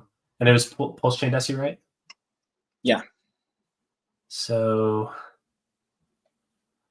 let's see. So if it was two T-shares, then it would be 7,800 times 2 approximately for Deci. Wow, it's already almost quarter way done. It's 20% complete. It has earned. Let's go to the. I think Deci is backed by like it's earned maybe 60 or 70% at this point. Yeah, that's crazy. I mean, what we've seen is like a negative yield curve. Like, like in bonds, there's like the yield curve, and like, what is it, like a positive yield curve means that there's like, positive outlook on the future, and a negative yield curve means that you think the future is going to be worth less than today. And like, these have only existed in a down only. It's like, I think what Maxi launched when HEX price was like around 15 to 20 cents. And then Deci and the others launched when the price was like 8 cents or something. And now the combined price is back at like 3. So it's like and it's literally been like the most bearish possible thing for HEX. Like it's like, which hopefully means, like Solana, I think performed so well this time because it had like artificially bearish circumstances around FTX owning so much of it, and like just all that happening. So like maybe this is like, we've had an especially difficult bear market, and so like our next bull market will be outrageously positive because of all the punishment and the redistribution of supply. But like, so we've only seen these exist in a brutal bear market, and so like the discount on Deci is larger than Lucky, which is larger than Trio, which is, and Base. I mean, Base really sticks to it. Like, there's really not much discount or premium on Base ever. It hugs around that level and kind of marches up with it. But like, that maybe we've seen years of discount in these pools, and that's been during mega bear season. But then maybe during a mega bull season, we'll see like big premiums on them. I think there was a premium within the last bear market for Deci, which is interesting because you predicted that on your website that it would have possibly multiple cycles within a cycle. Yeah. So I mean, Deci, I guess I'm looking at it right now with the where it has. Let's see, is this fair value meaning one, or let me see what I'm looking at here. Because I think that was when the slippage was higher and the liquidity was lower, so it was flying around. Yeah, so it at a premium. It did. Here we go. Delta discounts maybe is what I need to look at. Yeah, because it did. Yeah, I mean, for a short period of time, like I think it was right around the time that Pulse Chain launched, it shot up, but it has, well, relative to its principal plus yield, I guess it's kind of marched up with it. Like it reached its like discount, and then it's kind of marched up a little bit. I mean, it's been down to flat since a year ago, measured in its relative to its principal and yield. But like ETH and the Grayscale Bitcoin, like Richard kept pointing to that. Everybody's pointing to that until that discount closes. Like you're not going to go up. But I'm not sure that is the case with Deci and Hex so far. So that's particularly interesting. Yeah, and also, I mean, maybe there's never premiums on these, because in some ways it almost doesn't make sense to buy these coins at a premium, because you are effectively getting less APY. Like your effective APY is going to be less. Like if you're buying next year's yield today, then you're basically, like, as opposed to buying last year's yield, like in a discount, you're buying last year's yield today. At premium, you're buying next year's today. And so like your effective APY goes down. It really only makes sense to buy a premium if you think that the premium's going to increase. And so maybe like or that it's going to perform better than liquid because you want it to be liquid so you can sell. So you're kind of like hedging. But maybe the market discount, like I think that's part of why sorry, my camera keeps going out. I don't know what's going on. Maybe I'll stop it. Like part of the discount is time until redemption. And then part of it is just like hex down, so things that are related to hex down. But then part of it is that like the liquid markets around these are tiny compared to the liquid markets around just native hex. And so that, I think, is probably the dominant thing, where like, a small portion of the supply can be sold and create a big discount. And so like that risk, kind of creates, amplifies that discount. So maybe like premium to underlying asset maybe won't ever exist, because it already doesn't make sense, and because these are less liquid than just native hex. But then also maybe the framing around like premiums to its underlying value is maybe that doesn't even make much sense, because like the value of the HEX stake pool token maybe should be benchmarked against its equivalent value if you had started a stake on that day and tried to early end stake. And so, like for instance, like on Deci, it's still in the range where it would be full nuke on a early end stake. So like any value you can get is like a premium, as opposed to like, you know, with like Trio right now, it's over 2 years through, so you're going to get the principal plus some amount of the yield. And so with that, like, you know, maybe that like maybe these are at really high premiums, because if you compare it to having staked solo on your own. So you know, maybe that's a better way to think about the premium. Is it like you have the HEX stake, but if you do want to sell, you're going to do better than if you had early end staked. So I don't know. There's different ways to frame it, I think. And I do think this, I guess another thing that we haven't touched on is probably the increasing role that early end staking is going to come into play with the HEX staking economy, because I'll share this tool that I built to kind of monitor this. Because now that HEX is 5 years old, that means that the Genesis 10-year stakes are now entering the threshold where they can reclaim their principal. And so those stakes that are like a stake that started 10 or 5 years ago today, you can get your principal out. And so those people are going to be up a little bit because of the price was really high on that first day that you could have done this. So, you know, the early end staking, I think, is going to continue to come into play now that these older stakes have matured. You're giving up your big payday payout. But, maybe that's fine. Hey, Dip Catcher. Hey, how are you, bud? How you Good. doing, buddy? I don't mean to interrupt you, but on that topic, anybody who is considering it, reach out to me, reach out to somebody else who can help you with going and evaluating it.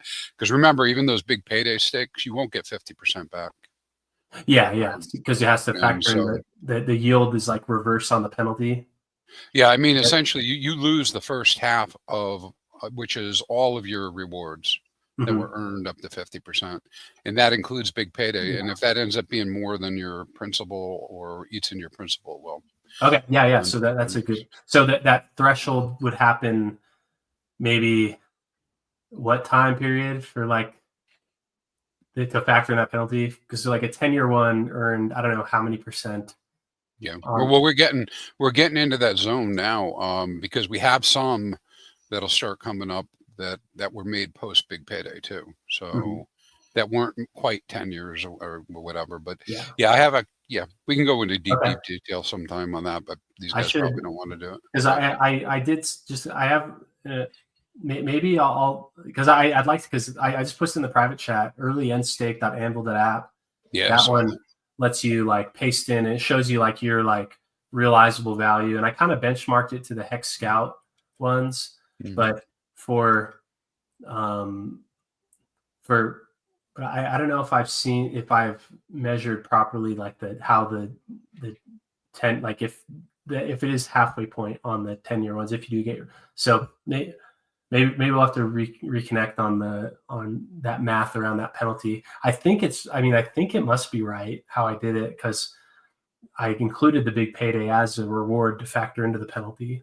But I'll have to look at that. But I think just generally over starting now and then continuing on, you know, the early end stake is going to become a bigger, you know, factor. Because like if, you know, say you early end stake at some point in your stake's life cycle, and, you know, you give up some portion of your yield, because the HEX stake yield nominally is quite high, maybe that's okay. Like maybe, you know, because right now, like for new max link stake, I think like at current, you're starting out earning like 30% APY or something, but it's already really high. And if you're earning like really high from the early days where the t-shirt rate was low, price was low, like your APY earnings in your perspective may kind of get blended with like the price performance and just how long it's been, where you don't even like, you can't even consider, like you're not even thinking about like your, like that yield. And so probably gonna see a lot more early end staking every day that goes by. And which I actually think is like a very good thing, because that's another way to mitigate the blocks being flooded at the 15-year mark, is if half of those 15-year stakes don't make it, then those 15-year stakes turn into, you know, say 8-year stakes, and that will, you know, help. So, and someone that I know, I'm not going to name them until they're ready to do this, actually has built a really awesome solution that encourages people to early end stake. And I think that that's like a really, like, I think that can be one, something that tapers the HEX inflation, which I do believe is too high. I think that the user realized inflation is too high. And there's a couple solutions, mostly can be driven by the OA just staking everything and never ending it. But another way to kind of mitigate that is to get people to early end stake, because penalties get punted out into the future, and then the realized inflation becomes less than what the like market would have priced in the realized inflation to be. So I think that early end staking is a positive thing generally. It's one of those things where like you don't necessarily want to early end yours, but you want a lot of other people to be early ending theirs type of situation. So it's kind of that like tragedy of the commons. But yeah, it might not be good for them, but it's good for me.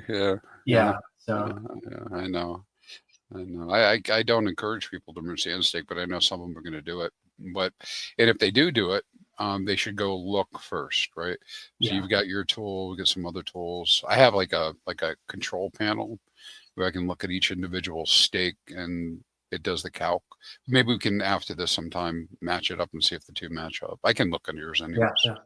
And see, but it's pretty cool because again, it's math, right? And the rules are set.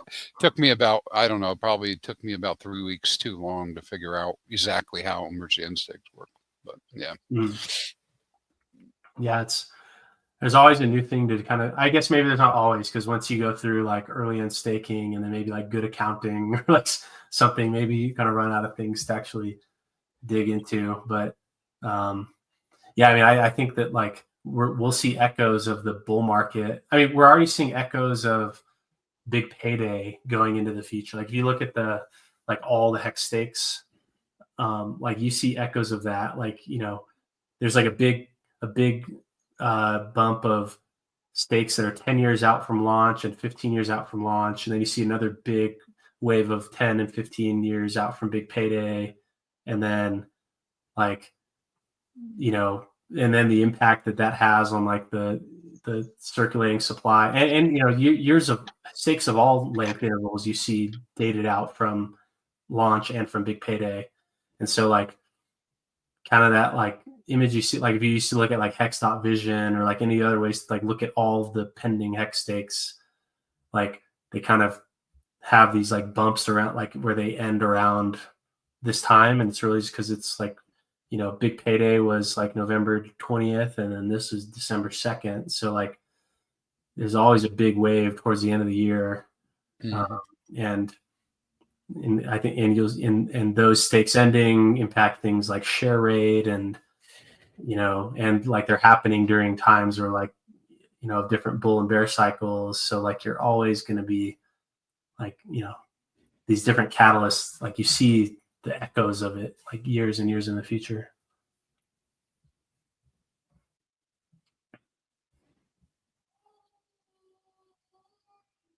So what do you think about like this whole Hart's Law getting Michael Saylor to take all of his Bitcoin and pairing it with P-wrapped Bitcoin to earn yield so he doesn't have to give it to JP Morgan or whatever? Like, is there anything to this world's largest airdrop? Is there anything to like using incentive token to reward people for bridging over and swapping half of their Ethereum tokens if there's extreme FOMO because the price of the P copies is going towards parity, not particularly with PDI, but with anything. Do you see anything happening there, or was that something that I don't know, doesn't have, or maybe it's missing something? Well, I mean, I think the primary thing is just the speculation aspect of it. Like prices run where, like wherever the supply and demand support it to.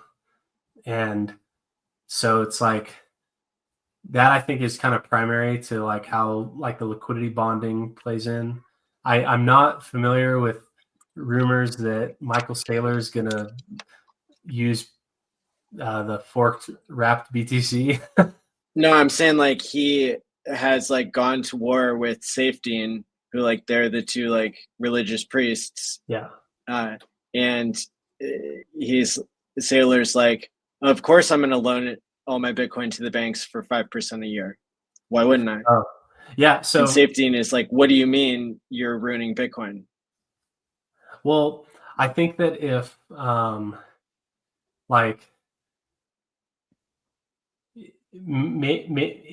in his situation, he's probably used to using major financial institutions as counterparties, and like, who knows how how does he custody his coins right now, right? Like, and so maybe from his perspective, like the added risk of doing that is,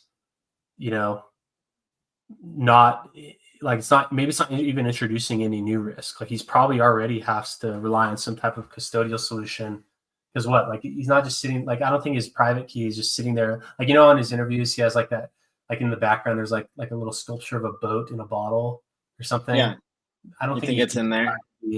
Like right. It's like he's probably already has to have some type of custody solution where he's trusting somebody or trusting some type of corporate governance thing. And so maybe from his perspective, it's not introducing any new risk he's not already bearing. Maybe like he doesn't need to lend all of it to capture 5, because like a bag that large, I mean, like say you only lend, because how much does he have like at current prices? Roughly? I mean, he's been getting like several billion a week. I think he's been going nuts. So let's look at like the latest. Okay, so that brings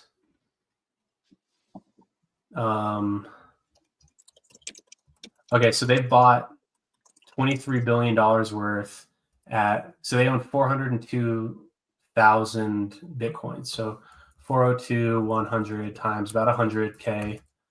So they own like $40 billion, and they're up, and their cost basis is 23.4 billion. So they've already made, almost 20 billion on their Bitcoin. And so like maybe they don't even need to hold all of it, because right now if they have 400 million or 400 billion or $40 billion, and if they only do maybe like 10% of their coins, the problem is he issued corporate bonds that are, and like his stock is trading double what the underlying value of Bitcoin is. So people are paying 2x the value of Bitcoin, of the Bitcoin that they're acquiring. Yeah, and like that's on the buyer, like, because it's maybe, I mean, I don't know why, maybe there's not like a direct mechanism that's like, or maybe this is happening, but like, are the grayscale, like what's the grayscale ETF premium? No, it's a parity, I think, because it's redeemable now. So okay, so it is at a redemption. I think so. So yeah, so like maybe like because it's redeemable, it's not absorbing that premium, and because like you can't convert Bitcoin wrapped Yeah. by MicroStrategy stock into Bitcoin, and so like there's no like nothing closing that arb spread there, and and like if companies can price like markets price in years of revenue in a company, it's like things are trading like 5x above earnings. Like maybe this is like a different way that similar phenomena is being expressed, where like people are buying the stock now even though it's at a premium to the corporate treasury, but they're basically factoring in a couple years of price appreciation that would is otherwise would be hard to get in, like liquidity wise, or just like buying later, maybe. Yeah, and just like hype drives these things, and like maybe maybe there's like a class of institutional traders that are willing to buy at that premium because it's like insurance from being left behind in a big way, but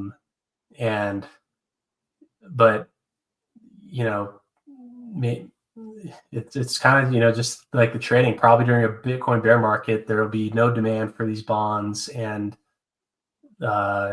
there's going to be like a discount to the underlying. But yeah, it's kind of probably just general hysteria. So what I hear is like sailors like, oh, I could just go to the banks and get 5% money printed out of thin air. But then I think about the game theory of like, wouldn't it be so much better if he put it on a DEX, which like maybe he even gets to be the custodian because BitGo is like retiring, like trying to give their keys away to Justin Sun and some like shady organization that Justin Sun controls until everybody like spat out their coffee. But basically, it could trade as wrapped on like a DEX where if you have the largest liquidity pool between Bitcoin and dollars, then all of the volume has to flow through you, and you can make more than 5% a year, semi trustless-ishly. But whoever has the most liquidity controls the market and controls all the fees and like gets a huge advantage. Did you know, Maddie, that you can farm wrapped Bitcoin from Ethereum, not the copy, on the Pulse chain, and that the top pool right now is paying 191%? Wow. Yeah. There you go. Like, and so if it's just trading fees, or if it's like incentive token being pointed at something, why wouldn't everything come over and pair up with something like to fight to be the most liquid pair? I don't know. Well, probably because like if you're the dominant player, like the yield that everyone else is earning is a function of you not being there to compete for that yield. Right. And so like it's okay. So, but then also like from his perspective, like say he just, I mean, I haven't heard that idea before of like where, he owns some huge amount of the supply. I mean, how many, like on Ethereum, what is the wrapped BTC supply? Like he may own more. Isn't it only like 170,000? Yeah. So he owns 3 times as much Bitcoin as all wrapped BTC together. So like, why doesn't he wrap it himself and put it on other networks? And then like, if he was providing liquidity, like I think that's what Richard is going to do. I think that's what I would do if I had a lot of Bitcoin. Like create the most liquid exchange. Well, like everything has to route through you to get the best price. But then it puts him in a situation where, like, I mean, unless he's like doing like V3 style liquidity, like if it was just like V2 flat liquidity, then like if his goal is to be hoarding it forever, then providing liquidity means you're selling, like your coins are for sale. You're also buying, and then so like maybe if he thought the top was in, he would do that and then basically force the price down, and then when the bear market happens in his liquidity position, because like all kinds of other people are going to be wrapping and selling into his liquidity pool, now he has a bunch more ETH or a bunch more Bitcoin. Maybe that could help there, but I don't know. I mean, if you're lending, you're basically lending it to people who are shorting it, and maybe that's it. Maybe his the purpose of this is to cause something that will drive prices down. Without if he's lending Bitcoin to the banks are then lending it to hedge funds who are going to be shorting Bitcoin. So that Bitcoin actually becomes for sale, but then the bank still owes him the Bitcoin that was lent. And so if you are causing a lot of Bitcoin to be sold that is borrowed from you while you're also trying to continue buying it, then maybe he wants price to go down, but doesn't want to be the one. So it's like, because if you're lending it to people who are shorting, it's like you're selling it, but you still own the right to the full Bitcoin. Like it's like you can apply sell pressure, but you're not the one that actually has to deal with the risk of you selling and price going up, or like you selling and not being able to buy back in. So it almost puts that risk on the banks. And if he's certain that they can make good on their loan repayments and return the original principal, then that may be a good way to continue to be buying coins and maybe like squeezing shorts that are like they're shorting with the coins that you lent them. Like that's where my mind goes, is that he may be wanting to set up some big short squeezes, and then like maybe the banks go under and then he's able to like absorb them because like he's the main lender in a bankruptcy proceeding or something. I don't know. Well, like take for example that like when HEX launched, you could do the free claim, and there's never been a project that had more Bitcoin free claim for it than HEX. So somebody had Bitcoin, a lot of it, like 2% of the supply, something like that. Somebody had that much that played the game with HEX, and like there's proof on chain. So of the from the Bitcoin free claim. Yeah, like compared to any other Bitcoin free claim, I believe HEX is the number one. The percentage of total Bitcoin in existence that participated was in between 2% and 3%. Oh, more than like Bitcoin Cash? No, that's not a free claim. That's a fork. Oh, fork. Okay, I see what you mean. Yeah, maybe like Bitcoin Rhodium, like like different weird stuff like that. Yeah, whatever it was, but I always wondered if Trace Mayer participated. He was very aware of it. Trace Mayer. Yeah, and he was into like another thing, Mimblewimble coin that like played around with dividends. I love Mimblewimble. I think that's a good but it's one of those things where it's like a real solution, but just like the user experience, like there's no way that like a normal person could ever possibly use it. I bought a lot of Mimblewimble when I had heard about it from Trace, but then I don't even know what the price is now, to be honest. Dude, it's doing well. I sold a little bit more of it at like $10 recently. It's like the only one that survived. I'll have to remember how to broadcast. Do you remember how to like? Yeah, did you I just did it because I used to buy it on like BTC Ogre or something like. Yeah. That's still going on. And then there's like one super helpful dev that like is still around too. Oh.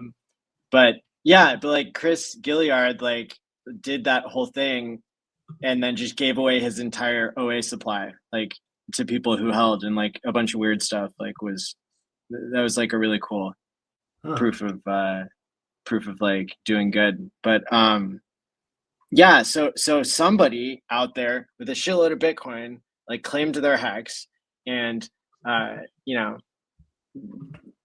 I banged all those wallets or anything, but like, you know, there might be clues whether it was Trace or Richard or somebody else. But yeah, I think that there could be some like, you know, play in effect either, and maybe it's not wrapped Bitcoin, but I always thought that like the major play for Pulse Chain to like become bigger than Ethereum was like, you know, getting all these altcoins to like FOMO half of their supply into yield farming on Pulse Chain. Because then that would be backing the Pulse Chain copies, and then the people who own the Pulse Chain copies could then trade for the Ethereum copies, and then they could redeem for like the liquidity that's left on Ethereum basically, and like cash out. So it seems like a pretty cool thing, but we just need to like start proving that as a community that something like that is possible. Well, do you know why I think that may not be happening organically? Please.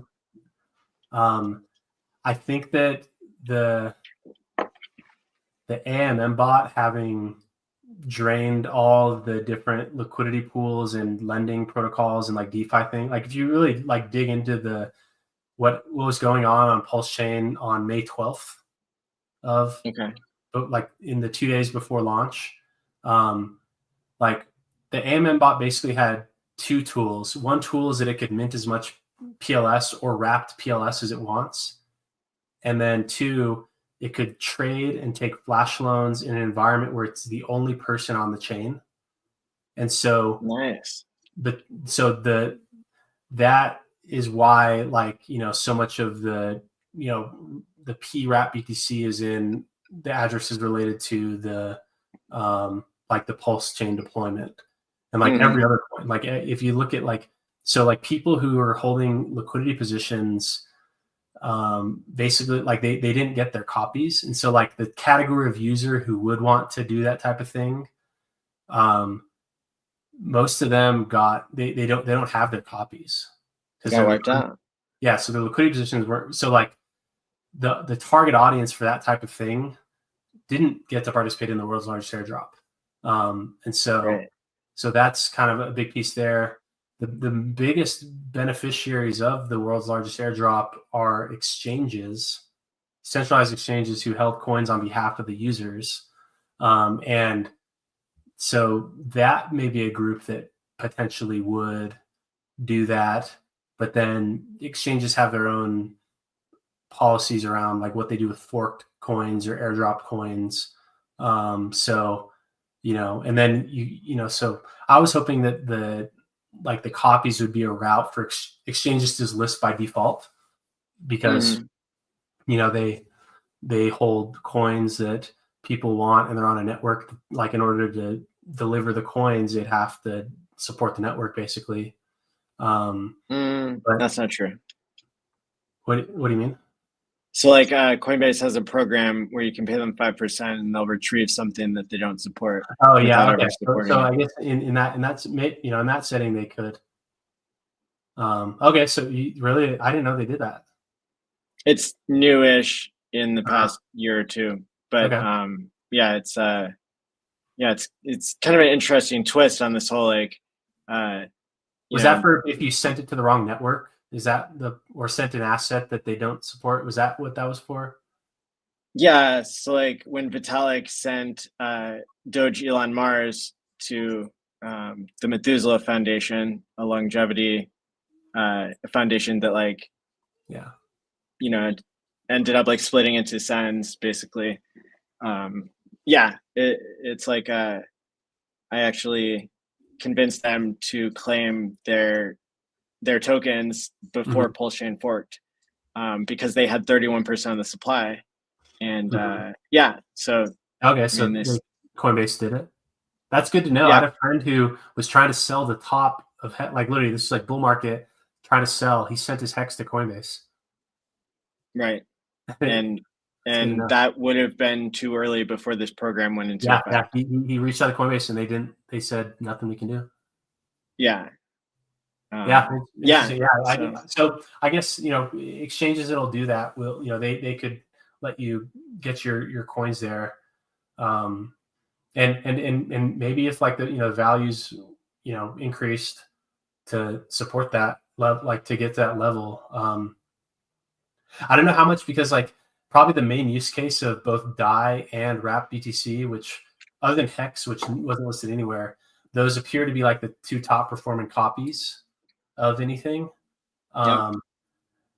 Those coins are like DeFi native coins. Like, if you're like, right, I'm sure some exchanges hold Wrap BTC and DAI, but like,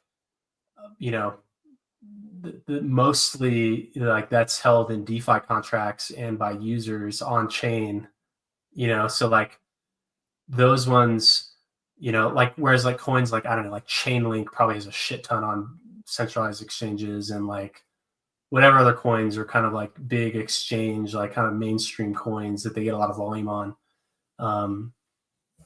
whatever coins are on Binance.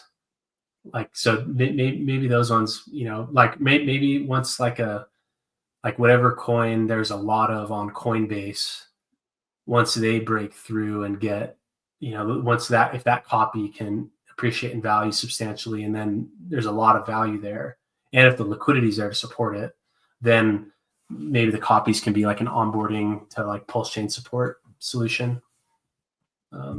So that I hope that happens.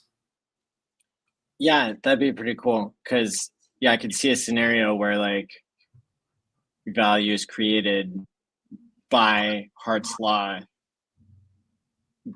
people FOMOing into something that is, I mean, I don't think it would take that much. I mean, what most liquidity pools on Ethereum are like, what, 5%, 2.5% of like of the supply. So that you could get close to parity on something for like 5% of the cost of it, even. And once you're running up, like people are going to FOMO into that. So, I mean, I don't think it would be that expensive, like compared to people on Pulse Chain FOMOing in, people on Ethereum FOMOing in, and like whoever's setting that up, creating the backing, they're just, and like that's another situation where time pays me could come into effect, because how would the market trust that you're not going to rug the liquidity unless you locked up that that liquidity token? The V2 is a token, the V3 is an NFT that's not compatible with time pays me, but you could drip it back to yourself over 50 years, so it only comes out like 2% a year, or if you do half that, then it's 4%, whatever. But you could create certainty in the market such that if, I don't know, maybe you have to have a certain percent of the supply, but there might be certain pairs that could create backing that's trusted and make people FOMO in. And probably like, I mean, I guess the first step that would need to take place in that to get it to parity that has thick enough liquidity is that you first have to buy a lot of the copy. And probably why that is a tricky play is that like you're basically who would have to buy a lot of the copy. So if you're trying to like take something from like its current PLS ratio to ETH side ratio, like I'm not thinking of any particular asset, but like say like just the value that is very small compared to Ether, like whatever Link, like just let's say like Link for instance, like say like the value of Link on Pulse Chain, I'm sure it has a price. What if we choose Doge Elon Mars just as a hypothetical example in this case? Doge Elon Mars, ticker Elon. Okay. And there's only like 5K liquidity on Pulse Chain, and I don't know, the price is like 10x or 100x until parity. And so if you were to, well, so you'd have to buy it. So maybe there's not a lot of liquidity. So like, you know, your purchases could drive that up. Probably the but first. what if I'm saying somebody already owns 31%? But if they put in that, like, so are you saying that they would just add liquidity on both sides at the current price? Like,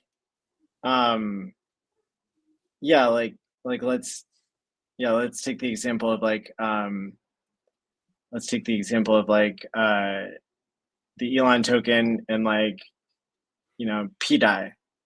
So let's say you just already have those two, then, you know, couldn't that create something that is dynamic enough to back itself, and then basically, you know, you can make the Doge Elon Mars like whatever price you want because you have enough PDI to do that, and then, you know, then you're generating fees off of like the PDI the PDI routing going through you, and then, you know, anytime that the people who own Elon, they, you know, they want to come play, I don't know, you could create like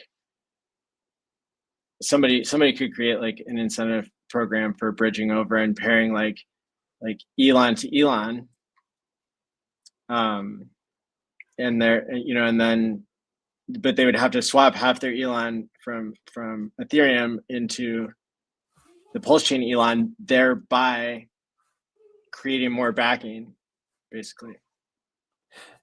I mean, I think I get what you're saying, like where you're taking your dominant portion of the supply on Ethereum and then the copy you got, and then pairing those two in a liquidity pool, basically. Yeah. So, like, the only thing that, like, if the price of the one on Pulse Chain is substantially lower than the price on the, like, without that big player's participation, like before he does anything, like if there's already some disparity there, then I think you could kind of set it at whatever you want, though, right? Like, but if there's already liquidity there, you can, if you buy it up, if you like buy up the price to whatever level you want, which may not take a lot if there's already low liquidity, and then you put in liquidity to make a thick liquidity pool at that ratio. So probably the main thing that, like, the main risk from your perspective is that, like, the people that own the rest of the supply just use you as exit liquidity, who may, like, so like once but if you can fight through that first batch, then, like, you know. But I mean, if the P Elon is worthless anyway in its current form, then maybe it's not as much of a risk as it would be otherwise. Like, yeah, maybe. Or if, like, it's so, or if, like, all the people that would have captured any value from it captured it right away or something. Yeah, I mean, I don't know. It's kind of hard to say. I mean, like, I think that the success of PDI, for instance, is mainly narrative driven. It has a really strong narrative, and especially because it's like X is going to happen. You know what I mean? So that, I think it needs backing, and so this is a method. In this particular example, it's like give it more backing than it started with by using like using some sort of like incentive mechanism. Like, I don't know if, you know, if you already have 300 million PDI, maybe, like, you know, you pair half of it and the other half, like, you know, goes as rewards, or I don't know, maybe the OA kicks in and, like, you know, starts rewarding people who are backing things, or maybe it's like, you know, yeah. So, like, if someone subsidizes that type of incentive, then it can totally, like. But it pays for itself because people are having to swap into the Elon and P Elon in order to participate in the yield farming opportunity. So if you already control all of the P Elon, you know, on that side that's available in liquidity, then that seems like useful, or like, that seems like it pays for itself in a sense. It could if like the value capture as a result is greater than like what you had to give to like drive it, I guess. Right? Yeah. But then there's like, but it's like there's opportunity cost, because like say you had like 300 million PDI, and then you kept half of it and then used the other half to try to drive some incentive that's going to drive it to 1-to-1. So like you subsidize half of your amount, but you were able to capture the value from the other half, and maybe that wouldn't have happened at all had you not done it. And so even though there's opportunity cost with what you gave up and you subsidized it, maybe like the value there is greater than what you would have captured with your total 300 billion bag. But like, yeah, I mean, if the slippage is high enough, like the math might work out for people. Yeah, I mean, for people who are selling or buying, like what you're dealing with. Okay, well, I just wanted to think out loud on that because I think it's an example that's relevant to like the broader idea of like how to make Pulse Chain as valuable as possible. Is like, well, we know Hart's law, we know bridging things can create value, so on and so forth. Why do you think that there weren't efforts to try to have HEX at parity at the start? Because of the gas fees on Ethereum. I think there's an obsession with like efficiency. I think when you look at the market, there were too many like maybe independent like pieces, like, okay, well, HEX already got a 10,000x, like all these things just start adding up where you can't support everything. And you have BankX, you have Ethereum gas fees. Well, BankX happened after Pulse Chain launched. What's that? BankX, the whole BankX thing happened after Pulse Chain launched. So like that wasn't like a factor during when Pulse Chain. Right. Yeah. So I mean, I guess the ETH fees, like trying to make a hard cut over maybe was, but I don't know, like. I mean, I think it could still happen. Well, I mean, price could definitely hit that, but like in terms of like the like kind of like those like using an outsized amount of the supply in order to pad the liquidity pool is so much that like why do you think that? So, or I guess that your answer was the ETH fees. Like, I think it's not as efficient. Like, just making everybody twice as rich like isn't the most efficient option if like people keep paying more and more for gas on Ethereum as a blank check. Like, I don't think you want to give a blank check to Ethereum for gas fees, and that's why ultimately you don't back EHEX with PX at first or ever, maybe. But yeah, I mean, like there's a lot of calculus that goes into this, like a lot of pros and cons. But I think that there are other, like, you already.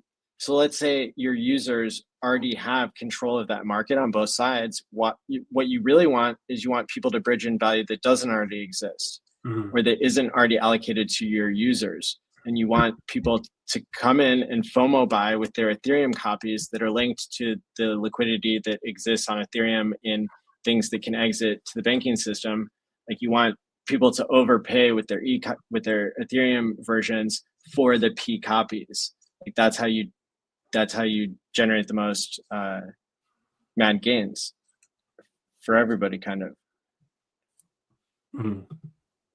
Maybe. Yeah, I mean, yeah, that could be it. Like, because like, and maybe the like, because I guess the risk there is that it's basically that like very few things catch lightning in a bottle. Hex definitely caught lightning in a bottle, and then it had industry leading success basically. Like it was like the other coins maybe performed higher on a percentage basis, but like in terms of like a liquidity weighted gain, like truly like Hex was like a standout massive success and like kind of set the stage for like years of success. I guess the risk there is like betting the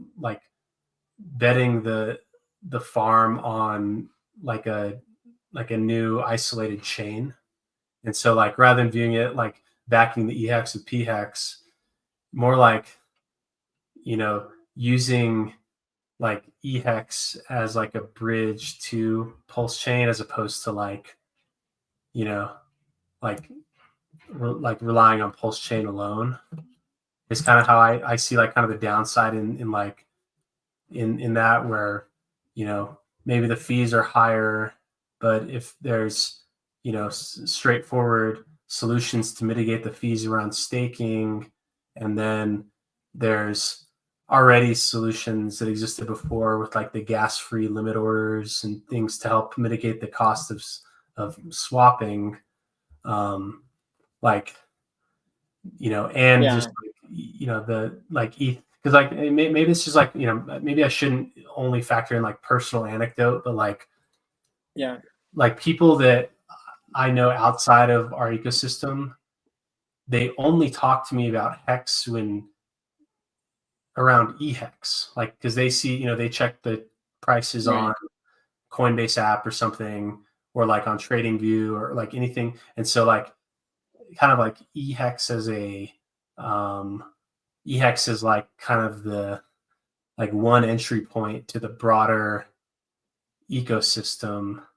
Like, you know, it's like that I always wonder why like the priority wasn't placed more on, like, you know, at a time when, you know, the ecosystem went from one asset, which was Hex, to now PLS, PulseX, Inc., EHEX, and PHEX. Like when there's already that like new wave of competition there, and all the new coins launched on Pulse Chain that are also competing, like at that time when competition is at all time high, like kind of pulling out all the stops to make the one that has like the, you know, the one that you look up on CoinMarketCap and it shows up, the one that you see, like the one that non-Hex users will see first, like when that can be, you know, used as like social proof that like, you know, this whole thing is legit, like trying to make that go away, it like has like, I think I've got it now. Everything. So he always talked about you know, people speculating on the P copy value, and so if PHEX is more valuable than EHEX, then that proves to this community that can happen. And so it's like you know, it's a preview of, or it's kind of like a proof of concept that like the other P copies could have more value, and in fact how the liquidity is set up could also make that possible if communities treat it right, or if like the right market making occurs. Do you see what I'm saying? Like I guess I didn't like focus in on that part until just now, but yeah, it is a good proof of concept that the Ethereum copy is less valuable for any token. So like kind of showing like almost like the reverse of that, like rather than like Hex as like a representative for the whole thing as like a pot, you know, like almost just showing that coins on Pulse Chain could be worth more than. Yeah, that's a good point. And causing that trader mentality of like people speculating and then like having huge wins like all across the board. Yeah, I mean, it could create like a giant FOMO event if the dominoes start to fall. It's an expensive way to do that. For who? Like for the hex users, not the blockchain users. Even though the value has kind of been like supplanted, and you benefit it on the other side, I guess. But yeah, and that's why I look at the combined values, because like people that had staked and then also been kind of drawn into Pulse Chain for like kind of the like world's largest airdrop thing and the copies, like it kind of comes directly at their expense. I think it's meant to like vary widely, like it's so to create that speculation. But here's another thing that I've noticed that is important in this whole equation of like applying Hart's law to like make everybody rich, to make a million millionaires. So like if I look at like where the connections are between like USDC and Ethereum, like in all of the yield farms that are in like that get incentive token, you have like a certain percentage that's going to like these, there's different percentages given to different pairs. And so you've got different RH coins that are like interconnected with each other with different thicknesses of liquidity in such a way that like if you want to move money into PulseX, you have to go through Pulse. Like if you want to move money into incentive token, like there's this like small web of liquidity that's set up in such a way that like you could know ahead of time if money's coming in to like, Ink is going to pump the most, and then PulseX is going to pump the second most, and then Pulse is going to pump like the least, because Pulse is so bonded to USDC and Ethereum. And because you have to route partially through that in order to get to these other two. And then HEX was always something where I was like, there's too many variables for me to like use this simple model. But like HEX also like has, it's not all the pairs are bonded equally together. But so that is, I think, a good example of how, you can kind of, based on the strength of liquidity, you can tell how much something's going to pump. Yeah, that's a good point. What time did you start streaming yesterday?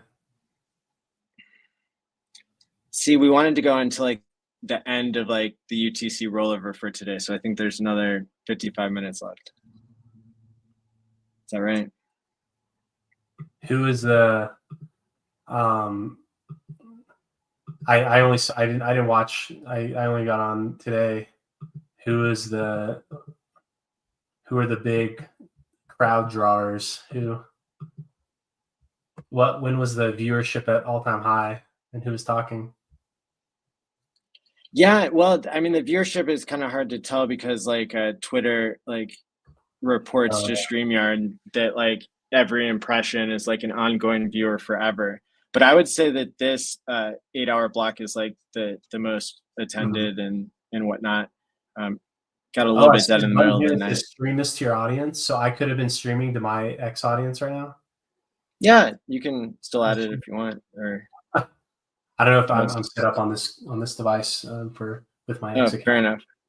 But that's good to know. Yeah, we've been streaming to the HEX conference account and to my account, and actually a few other speakers are still going to theirs. Yeah, so it's getting out to everybody. So have you been streaming for 24 hours, or did you take a nap? I took 1 hour off. Wow. How are you feeling? Good. I'm feeling glad that it's not a 48-hour live stream. I'll tell you that much. Yeah, that's pretty impressive. What do you, any wild takes that you've heard on the streams, or any crazy thing that anyone suggested? I mean, me saying I would say like stop staking. all the stuff we just covered, I think is like the most like kind of like out there. in a good way. But yeah, I mean, like, yeah, there's been a lot of like really good perspectives presented, and yeah, so one of the things that was really in the middle of the night is like Ben Sierra Pro and I were just kind of like playing around with the data, and he was running queries on like all this staking behavior in the past, and we were looking at like how much, like, so basically he was just simply cut in like all the staking that occurred before a certain price, like how many millions of hex per day were staked on average before we hit a certain price on the run up of EHEX only, and then how much hex was staked on average every day in all the time after that. And so we started at like half a penny, because half a penny is 100x up from the all-time low and 100x down from like the all-time high. And so we were doing like different increments of the prices that were hit, because what we were trying to get a feel for, which there might have been some confounding variables or whatnot, but basically we were trying to get a feel for, as the price goes up, do people stake more? And what were your findings? Like, I'm not sure if the method is right, because like while we we did exclude the OA, but like I don't know if the method's right, because there's been a lot more days after we first hit that price. Like there's been twice as many days as like before. But we found like that there was this there's this equilibrium that got hit at 20 cents, where it was 140 million that staked before 20 cents and 140 million per day that staked after. But what we realized is that, or what we guessed, was a lot of that was rolling stakes. And so then we decided to cut that out. And that's when things got a little bit more interesting, because so now we're saying, only staking that was going for 7 years to approximate like longer than average stakes. And if we keep that same 20 cent, hitting it the first time mark, then instead of being equal before and after, it was staking that happened beforehand was 12 million on average per day, and after was 4 million on average per day. But then again, you've got like the variable of price, people sacrificed and stuff, and so so there's all these different things. But but then if we the price was really low, like $100 stake then was a $10,000 stake later, and so like, the number of hex that you could reasonably acquire and stake before. But I think like, so when we went back to like half a penny, then it was like, okay, when we do the 7-year filter, before was 7.6 million per day, and after was 8.8 million per day. There's probably a cleaner way to like ask the question, but just while we were live, just like playing around with the data and him like writing it on the spot was a little bit fun. Yeah, that's cool. Yeah, there's so many things that like, so many like questions that I want answered, like related to like stake data, that like in your mind you can think about it, and then it's like, okay, how do you account, like we said about the rolling stakes, like, because like that stake gets counted over and over and over again, right? Probably like on first attempt. But I'm really interested in like the main figure that I like think about most is like the user owned inflation. So like the total number of new hex minted that hasn't existed before, divided by the non-OA supply, basically.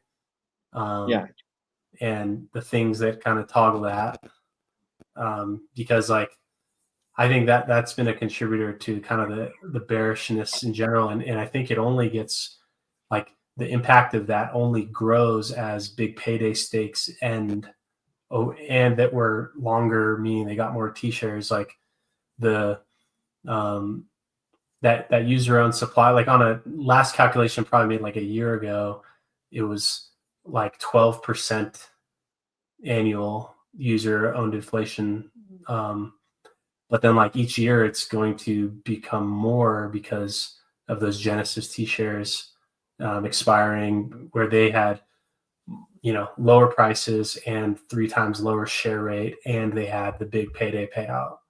And so like the impact of that inflation over time, you know, because like 3.69 annualized inflation, which is max, but it's, you know, comes out to lower because not all the HEX that's allocated for today gets minted today. Like hitting a, you know, 1% growth target annually, that's doable every year.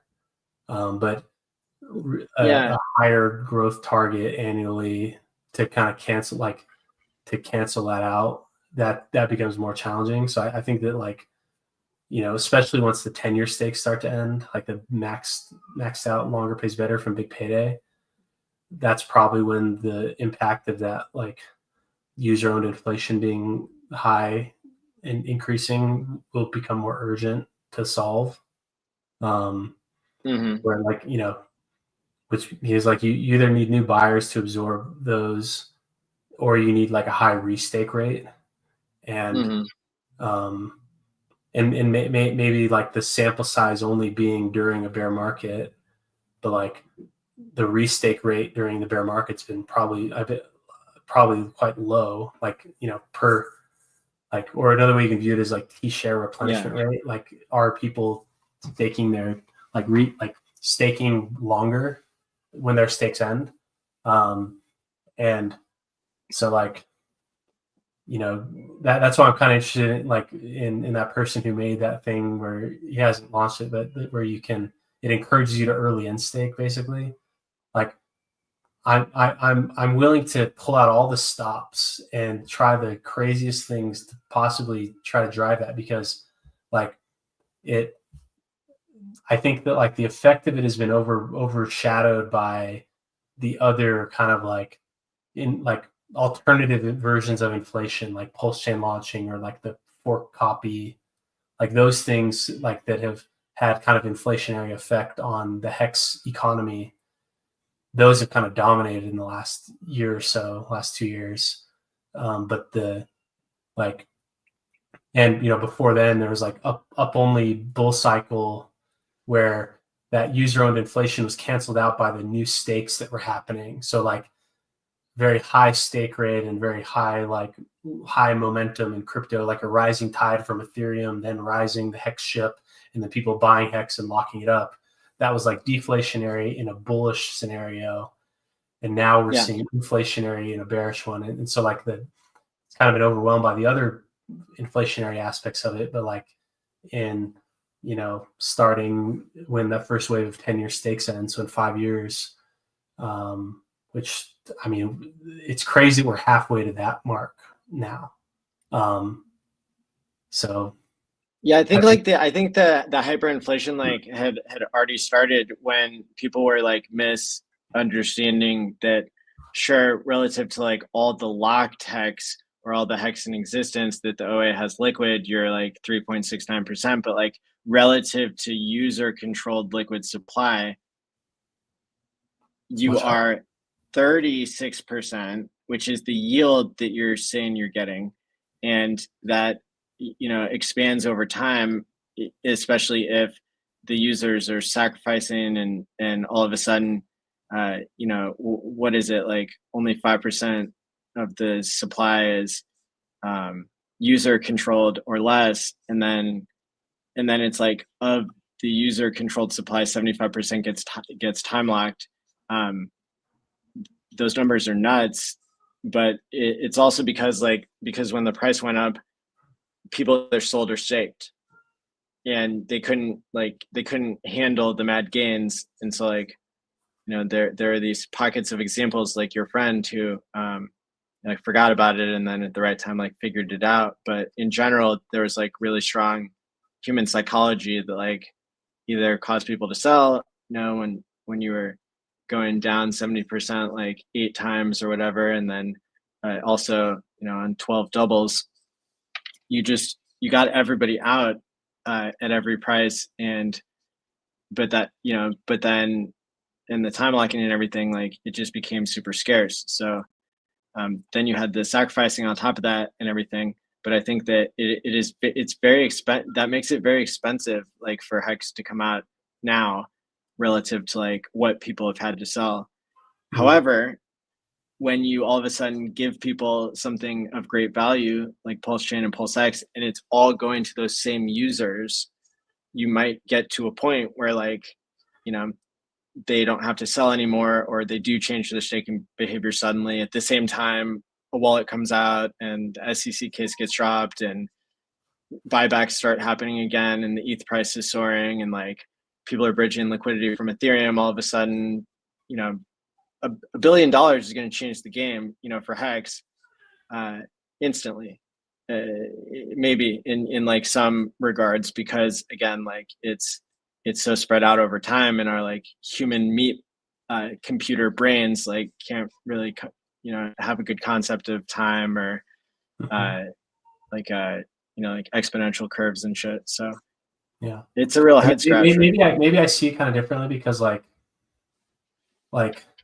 I generally like ignore things that haven't happened, like things where it's like, oh, this could happen. Like I try to like eliminate that from my psychology, because like, and I try to like, I try to focus more on like things that are already happening, and like, so like I don't assume that like the sacrifice ETH is gonna enter, like right. That could belong to the lawyers, right? And so, or it could be in their custody, or in, you know, it could, like, I remember a quote from, I don't know if it was the movie or like an interview that Richard did, where he said something like about like, oh, we wanted a Ferrari for this, so I like, Brent, go get a Ferrari. Like, you know, like there could be other, you know, people involved in like the custody of kind of like these assets. And so like I don't necessarily think like I don't have the assumption that those funds will enter back in. It would be nice if they have, and there's evidence that they have, but like the amount that's entered, I think was something around like, at least what you know for a fact is related to sacrifice, was like $30 million in like between like at the beginning of this year, and then January to March. Yeah, and then like it was basically used as exit liquidity, which was actually the second time that it happened. The first batch of sacrifice funds that it entered was BTC was wrapped into Ren BTC, and then Ren BTC was sold for USDC, and like $12 million of buy support was put at like 6 cents in the Hex USDC pool. Like, and that happened like right after the sacrifice.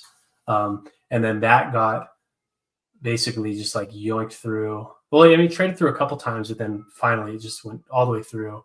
And that was like a time, like, so now there's kind of been two instances of those like the funds being just used as exit liquidity. So like that actually benefits very few people. It benefits the people who sold into it and who are gone, but like it doesn't benefit like the actual ecosystem. So I think it's a harder problem than just like injecting funds, because like same with like Gophers, for instance, like a lot of funds injected and basically just sold out. So it like doesn't really benefit doesn't benefit the people that are still there. It benefits the people who are looking to exit. And so I think that like that's why I'm not assuming that those funds are just going to be re-injected, is because I think there's been two lived experiences where like injection of funds basically held the price stable for a little bit and then just broke through. And like the markets can definitely suss out demand that's real and demand that's not real. So I think that, you know, those type of catalysts, I don't count on it happening. If it happens, it'd be awesome, and I hope it does, but I'm not like assuming it will. I mean, that may have been there in order to soften the blow of like the all the Hex that had gone at a high price into sacrifices. Many sacrifices, many tens of millions of dollars. And a lot of these projects, from what I can understand, like held the Hex down, and so they got into the same situation that the ETH ICOs did in 2016, 17. At some point, there was this like all of the projects on Ethereum, they were all holding ETH, and so you crashed from like 1400 all the way down to what, 85, and that's why. Is because their treasuries were all holding ETH, and they just kind of got like liquidated under their own like expenditures, the evaporating funds that they thought they had on paper. And so yeah, like if I had an explanation for why that wouldn't happen again is possibly is because you know, you got rid of that like weird situation where these like groups were kind of like you know, they were being held responsible for this like paper value to the people who had sacrificed, you know, in these like alt projects and stuff. Although the nature of a sacrifice means you don't have expectations.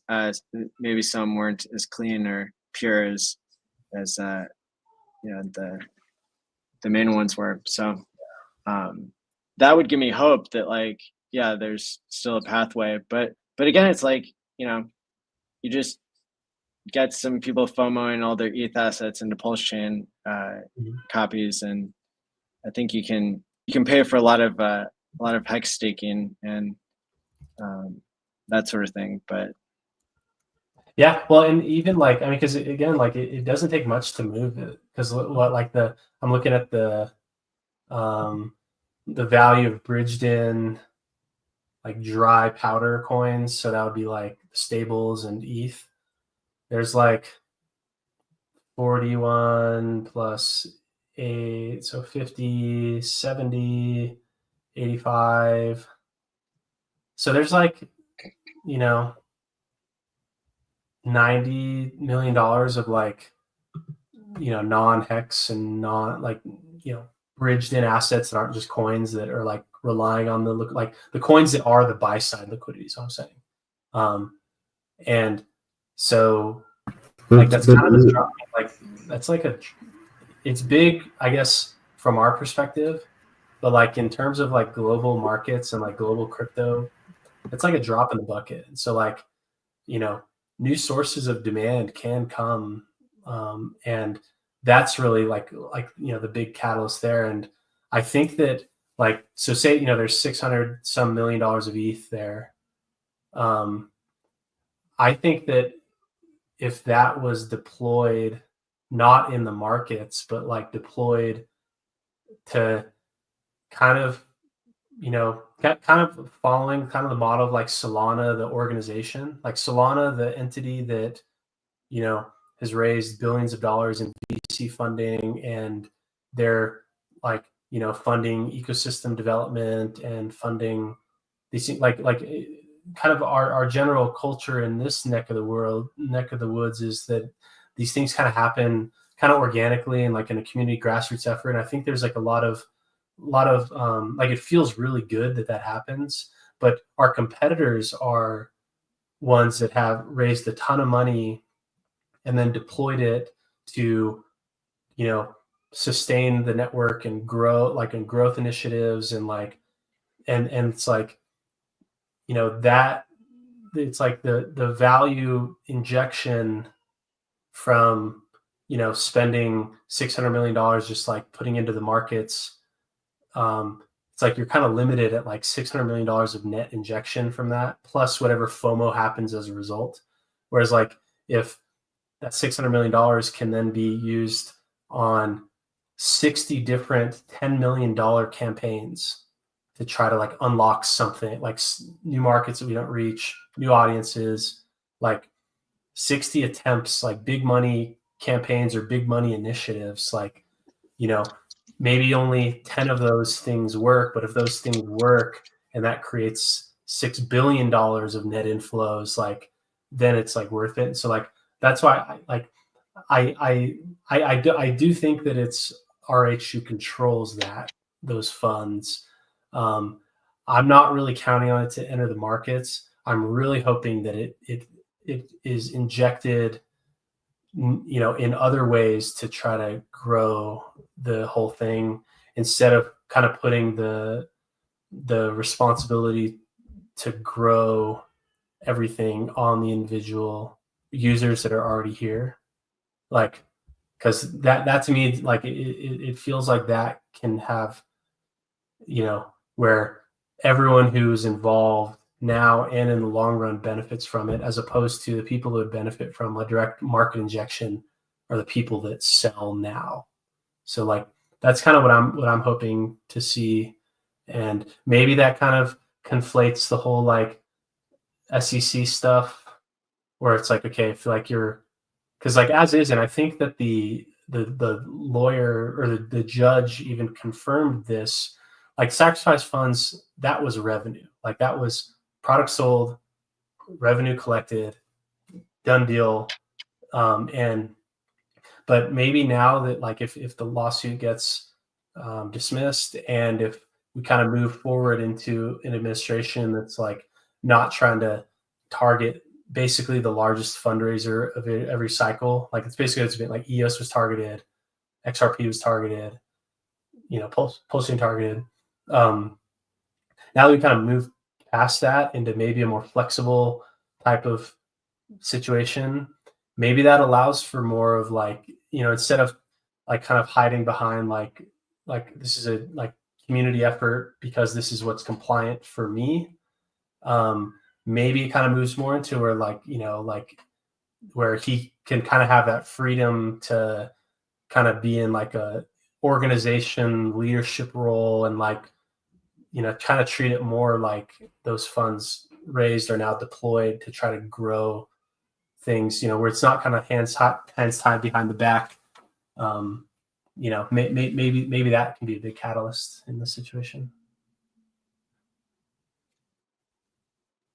What would be like the first expenditure you would make on the Pulsing organization? A better block explorer. I mean, maybe that's just a feature that I want. I think, yeah. So the like block explorer. If you would make the block explorer better, what would you change? Like, what do you think does it lack, and what would you want more? And maybe like an indexing thing. So like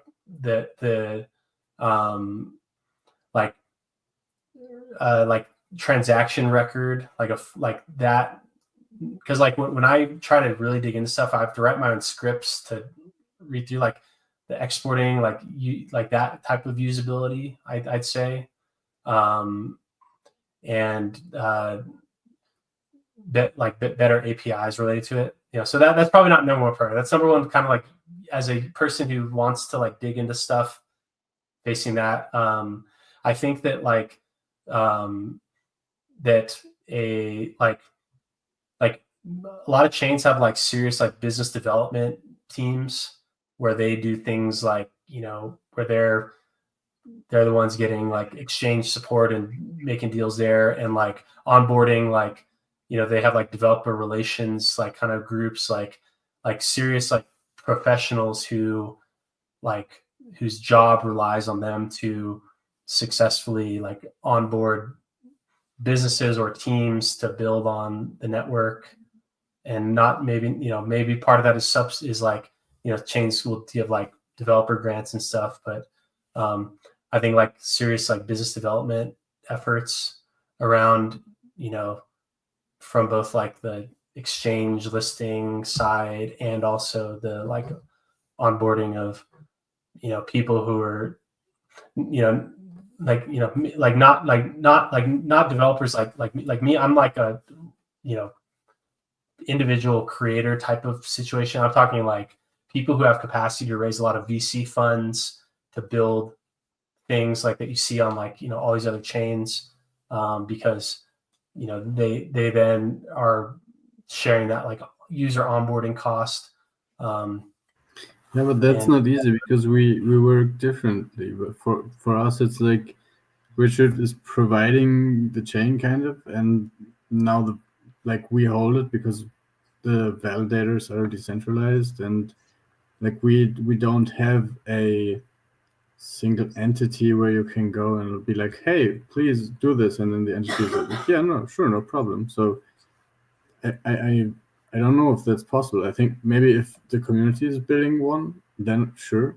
I mean, the Go Pulse guys, I think worked or are working on a better block explorer, or like a separate block explorer in their own on their own website. I don't know if this is like. Well, you're right, but where it has to come from somewhere, right? Documentation would be nice. A documentation department. Yeah, I mean, like just like if you look at like the websites of, you know, these other and like it's like the like I get what you're saying with like, you know, kind of like pulse chain culture is not like that. And but it's like almost like like if a blockchain is a business that sells blocks and we like there's seriously funded, highly capable competitors out there. And so like, even though like I personally take pride in this being like a grassroots, like community led thing, like our competitors, you know, Solana, Ethereum, you know, any other chain, they're like either, you know, Base now, Binance Smart Chain, like if you look at these, they fall into a couple different categories. There's like the ones that are heavily funded, who then, you know, deploy those funds to grow their ecosystems, or there's ones where they're part of a big company that makes a lot of money. So that's specifically Binance Smart Chain and Base, the L2 for Coinbase. And those are big businesses that drive huge revenue and have big audience, like direct customer access. And so like those are the competitors. And so that's why, like, you know, even though that's kind of like a cultural aspect and something that we're all very proud of, you know, the competitors, they're looking at a whole different thing. And that's kind of why, like, you know, but Ethereum and Binance are at least the one I know about. Their block explorer is not really better than ours, is it? Like on Ethereum, you can like do comments, I think, and Binance doesn't like really use it because you mostly like. I'm trying to make the argument that the block explorer might not be what you wish for, but like the other solutions of the competitors, they are also not really good. So, well, all the ones that plug in, like, so a solution to that would be to just buy the Etherscan. It's like Etherscan, because what it comes down is the indexing and the like, you know, like how like you can query the and that's where like all the like the filtering on Etherscan takes place, and that's really effective. And so like, you know, but that just being one thing, you know, that's like one small thing. I think like the larger efforts around like, you know, like the coordinated like business development, that's like where those, you know, succeed. Because then there's also like, you know, the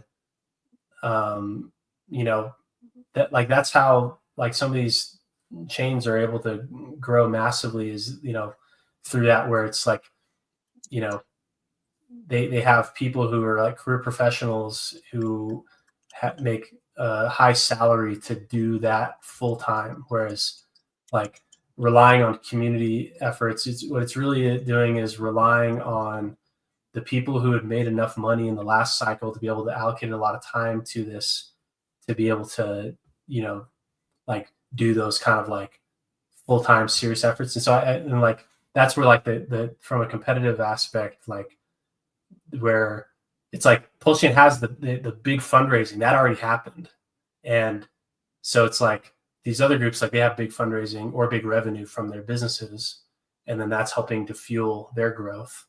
So it's like we have like the community aspect that maybe the other ones don't have, but that like, you know, thing that you know, things that make it more centralized really is like what, like it's like we certainly pride ourselves on the decentralized aspect of it, but that may be coming at some expense, is what I'm saying.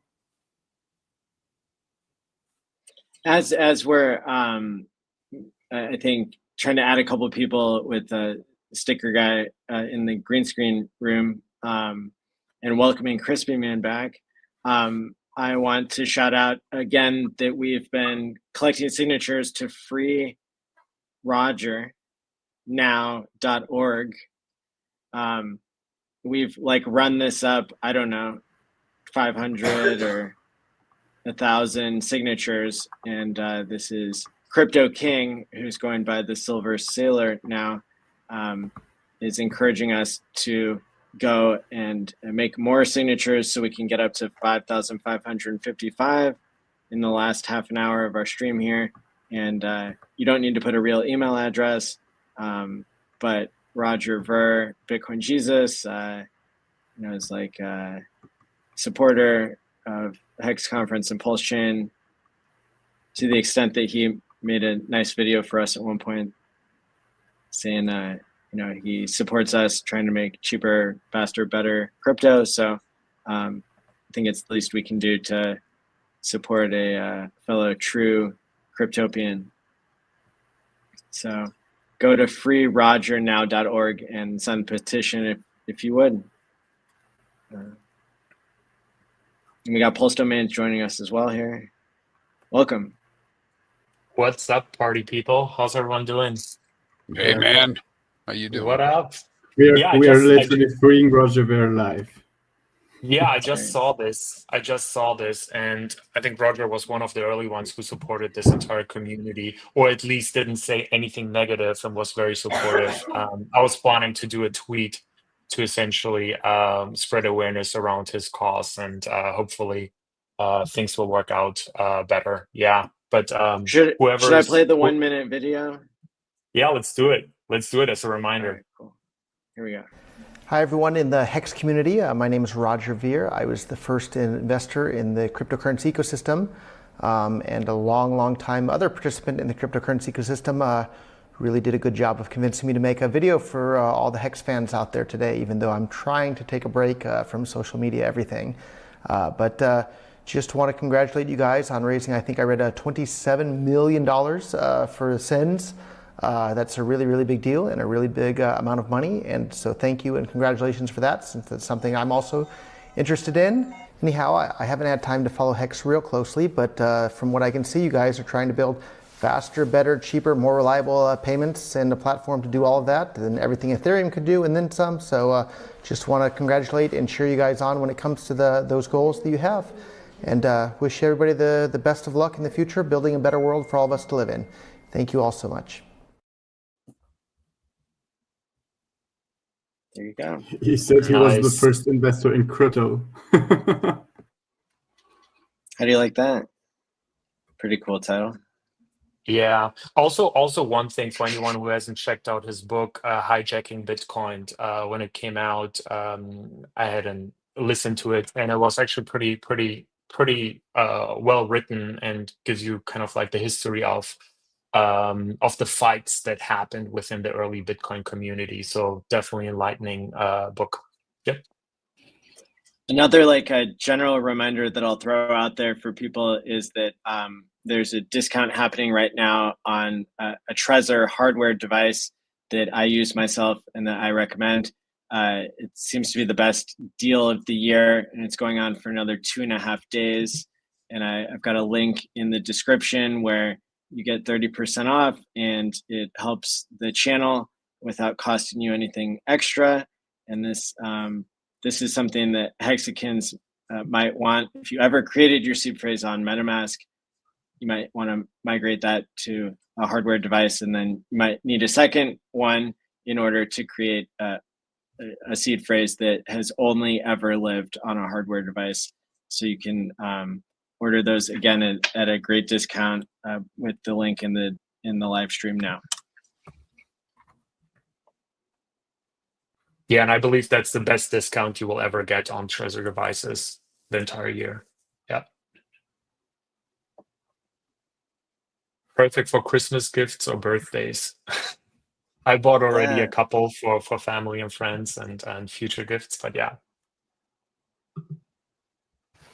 Yeah, I know there's only 20 minutes left, but if people go and sign the petition, they can throw it up on their like social media accounts as well for Roger Beer and stuff like that. You guys were talking about it and thought hang it up down here in the studio. This is something I got from Roger in 2016. Wow.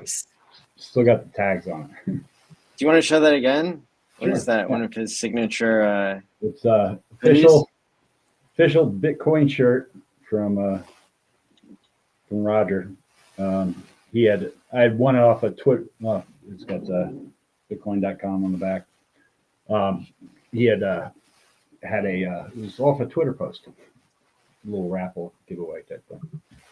So, very cool. I'd like to see all our crypto brothers come home in 2025, especially the Silk Road gentlemen. Well, right now people have it looks like another 15 or 19 minutes, depending on how fast your blocks are approved, to make a hex stake and be part of this this birthday party we're having right now. There have been 423 PHEX stakes totaling 19.7 million and 1.5 P shares on Pulse Chain, and then on Ethereum 62 stakes, 13 million for 1,000 T shares there. Hell of an effort. Thank you, everybody. Let's push it over the top. So it's 7-1. It's pretty close to the average ratio over the last couple of weeks. Yeah. For stake count, yeah. What's the largest one that's been made? 5.5 million. No, that's such a big stake. That's big, man. Oh man.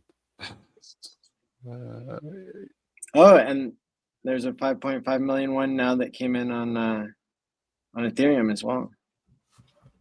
Or maybe that was already there. Been a long day. Nice. Very nice.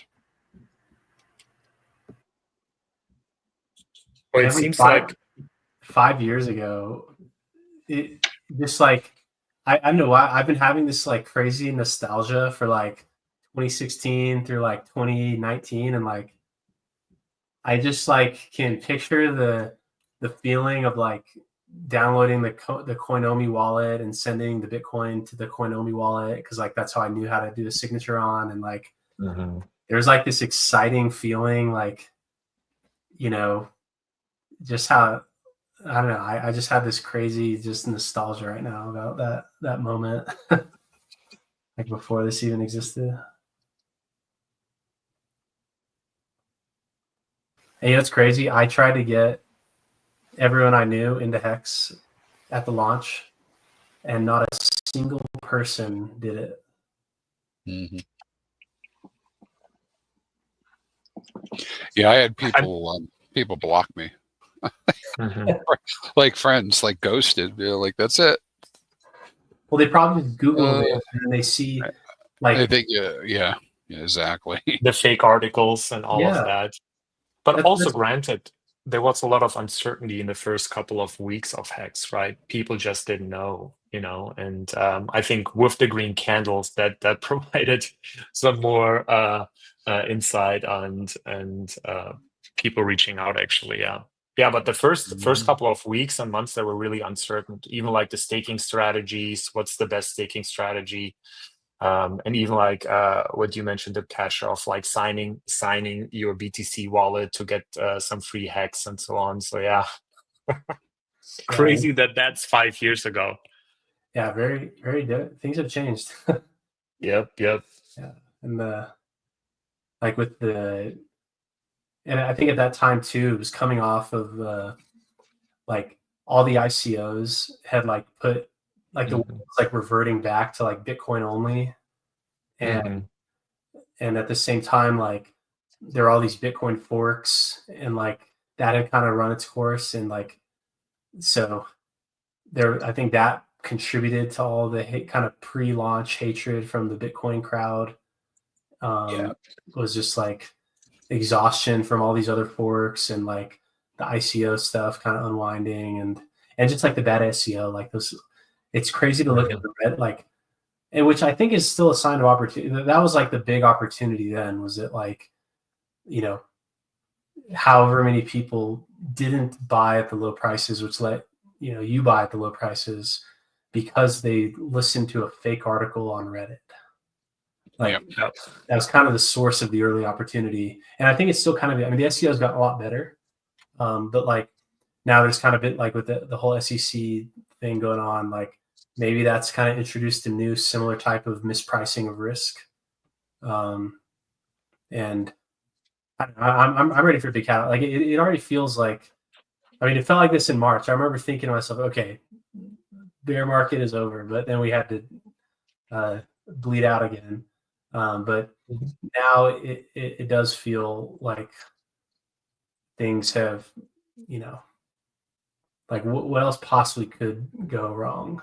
You know what I mean?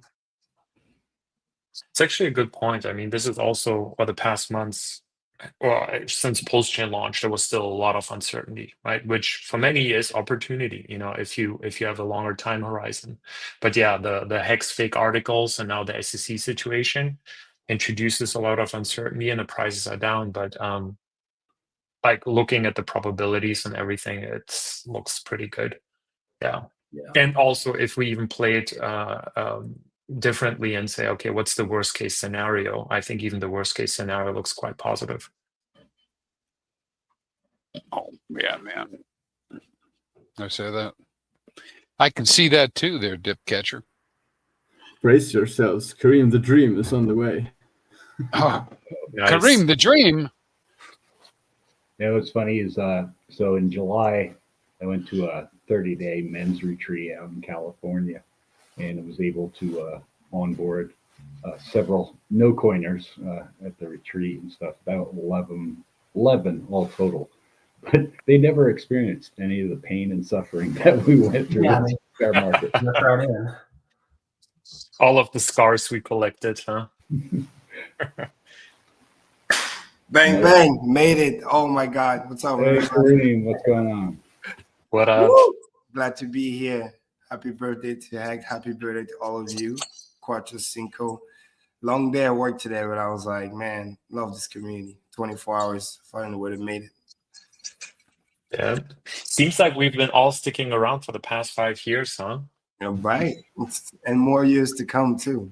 Yep. And whoever's behind the petition for Roger Ver thing, shout out to you. That's awesome. I love how you finding it hard to, find differences but still a fellow, crypto pioneer. So, and I'm sure you'll be happy to hear that we're doing our best to help. Yeah, and I think especially, I think when Roger introduced this video, I think it was when HEX was, 2 years or 3 years old.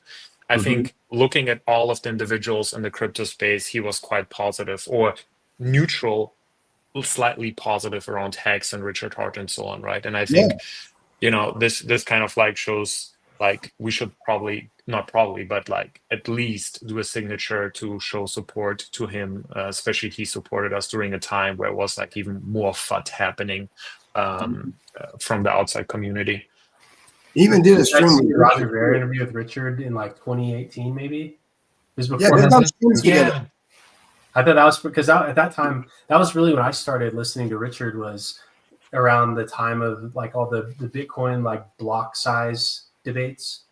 Like that was why I first started following him and listening to him, is because I was kind of on that side of, because like I used to listen to Trace Mayer a lot, and then he was on the side of like small blocks is better for the Bitcoin economy, and Richard was kind of on that side too, and so he was debating these, like Roger Ver, he had that debate with, and then there were some other guys. There's some really funny, if you look back at those, it's actually really funny some of what was happening on those debates, but it's like, that probably was a big part of like HEX reaching larger audiences, was like Richard debating Roger Ver at the time. Because at the time, Roger Ver was like kind of like, maybe not like, I feel like Roger Ver was like star of the show, like 2016, maybe 2017. He was Bitcoin Jesus. He helped Bitcoin adoption in Japan and in Asia. For those people forget that. But at that time, that was after the Bitcoin Cash thing, where he was kind of on the wrong side. Like, at least on the market's perspective, he was on the wrong side of. Yeah, that's 2017. Yeah, and so like a lot of the Bitcoin people were kind of, falling out of his orbit and others. But like, I think that probably made a big difference in terms of like Hex kind of, breaking through, just reaching more people, because at the time he was like one of the biggest names in the space, and that was like even before Hex was even a thing. So like, that probably drove probably some number of people in the ecosystem. He was a big, basically like onboarder. That's how he got his name, Become Jesus. He used to, talk to people on the street, giving away free crypto, and like really doing, like, if you talk about grassroots onboarding, like this is something that, we took as a community, like, oh wow, if we're gonna, like, part of the reason why I onboarded the way I did was like, wow, somebody that has done it that we can look up to, that's like, just from the concept of it and the grassroots, Roger Ver was that guy. You know what I mean? That's why I told people, like, you don't like him or love him, but what I like about him is like he was really and still is very pro freedom, pro crypto. Like, he hates, government, like overreaching, all this other stuff. That's why I think what's happening to him is it's a little too harsh of a punishment. He don't deserve that. And like I said, the part where he kind of went a little off the rail, I mean, it happens to most people if you don't manage your greed. It's like, the whole Bitcoin cash was more like a cash grab. Then you got the Jihan Wu, and then you got the, Craig Wright and all this other stuff. Because it wasn't just him, there's a bunch of people. So they did that, trying to make that takeover thing. But besides that, the simple fact that the freedom aspect, the pro crypto against government, own your own keys, he's always preached that. And he stayed true to that. That I respect. And even when he was debating Richard, remember at the time, nobody was even like daring to debate with Richard or trying to, because they were all scared, or they were all just, being like toxic maxis. But he still came and talked and was open-minded to listen.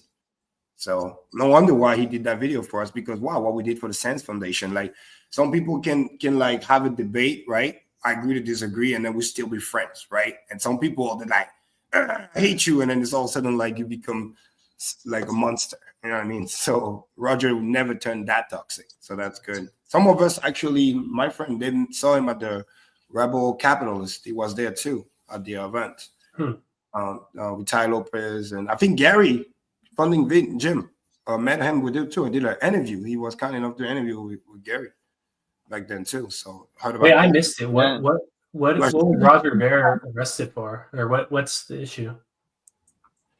Well, the tax stuff that happened around like Bitcoin Cash and Bitcoin Fork, like supposedly with whenever Roger like had left the United States as a citizen and paid like exit taxes, that there were some Bitcoin that they traced down. Once they arrested CZ at Binance, they had like the records that they needed to like arrest Roger the week after he published his book explaining how like, the deep state tried to screw up Bitcoin. Yep. And that's a guy that's been, even before that, fighting for freedom. He's been wrongfully imprisoned before too. Like that, die hard. Like, oh, that's right. That's why he left the U.S. Like, you know what I mean? That's why he started telling people living here. That's why we know, tongue in cheek, when people learn about, oh man, before I become quote unquote rich or whatever, maybe it might not be a good idea for me to, stay in the U.S. or have the passport, or make sure I know my tax system. Like, they learned from him and many people before. And I think even what's his name? He was big in EOS too. Little short guy. I forget his name. Brock. Yeah, Brock Pierce. What do you think they all start going to Puerto Rico and do all this other stuff? Because they learned from Roger. So that's why it's like, a lot of pioneers kind of like, the to do, what to do, what not to do, and prepare, because government will find a way to come get you. So make sure get your stuff, in order to avoid that. You know what I mean? Sadly, look at what happened to the Tornado Cash guy. It to a small degree, that's what happened to Roger before too. So hopefully we're getting clarity. We're getting hopefully better SEC, better rule or regulation. So hopefully moving forward, nobody has to suffer for stuff like that. It sucks, man. Being wrongfully accused for things that's just dumb like that. That makes no sense. Especially crimes with no victim. Like, like process things. Like, this is backwards. Yeah. Hopefully he ends up with a fine and then he can be out. So that's the best hope. I remember seeing some crazy videos of Roger Ver partying in like Korea. Just yeah. totally He different. loves Asia. He left America a long time ago. Yeah. People think it wasn't just because of crypto. He just likes Yeah, it. he was just already like that. But I'm just grateful for the adoption because it is partly related to why, you know, Korea or whatever, or Asia turned into that kimchi premium. That's famous, that's Korean, but it's because Roger really put a big dent in adoption. Like, you know what I mean? That in the early days when nobody was there, like he really pushed crypto big time. That's crazy. That's how the kimchi premium was how Sam Bankman-Fried. Exactly. That's a good point. All those arbitrage, you know, the It's story like one of the only people that had a dollars. bank account in Korea and else, like one of the few people on earth who could have closed the spread. Mm-hmm. Kind of funny how it's all Japan. I think he went to Japan too. I heard a crazy story where he was traveling with like 13 million or something like that, almost $20 million in cash, doing the ARB, taking the money, flying to the country, depositing in the bank, doing the thing, and then rotate. It's nuts. But hey, Arthur Hayes did that, didn't he? Yeah, exactly. If you got the connects. Yeah. Also the 3 Arrows Capital guys, I think, were in on that. Yeah. And that's what I'm trying to tell people sometimes, but like, bro, the guy wasn't, you know, no offense, that big of a genius. It's just ARB.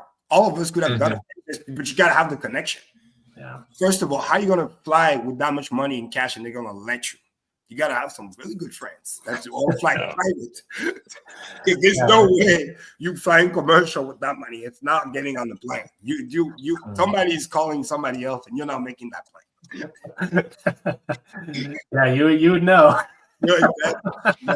Oh, wow. That's a good one. Ouch. Wow. That was a good one. Shit. It is funny. Well, it's funny about like if kind of how talking. So Roger Ver onboarded Korea. Korea helped the spread helped Sam Bankman-Fried make a ton of money. I actually believe that the sacrifice address helped cause the Luna collapse because there's something like $4 million of UST, like the Luna stablecoin, sacrificed. And days before all that started unfolding, it was all market sold. And so at like a pretty big discount to the par. And so I think that part of like the calculus behind all that was that like nobody would ever sell like a massive amount in one shot because you could just wait to let the arbitrage thing kind of restore it. And then so I actually think that part of the like if you look back at the sacrifice wallet activity back in like April of like when I think it was April of 2022 maybe when all that was unfolding. Yeah.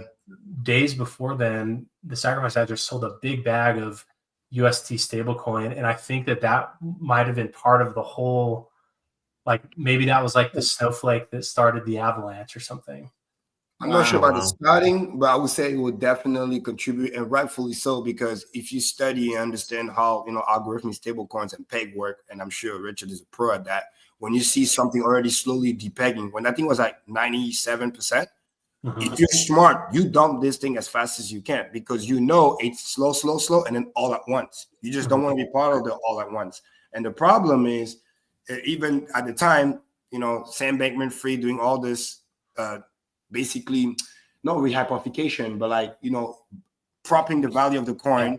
CZ is picking up on that. It's like, F that, I'm out of there. He sell his portion too. Then people find that the collateral is collected to Luna, which then is collected to you know, the FTX. And all those things domino, and then all the big investors like, wait a minute, now there is contingency, there is spread. This is connected to this, is connected to this, and then came back connected with the 3 Arrow, the Celsius. So by that time, if I'm doing quote unquote sacrifice and I have some of that money, I'm getting rid of this thing as fast as I can because it's and then and then fast forward to when Silicon Valley Bank was collapsing and the sacrifice funds were propping up the value of the stable coins so that crypto didn't have like a massive failure event.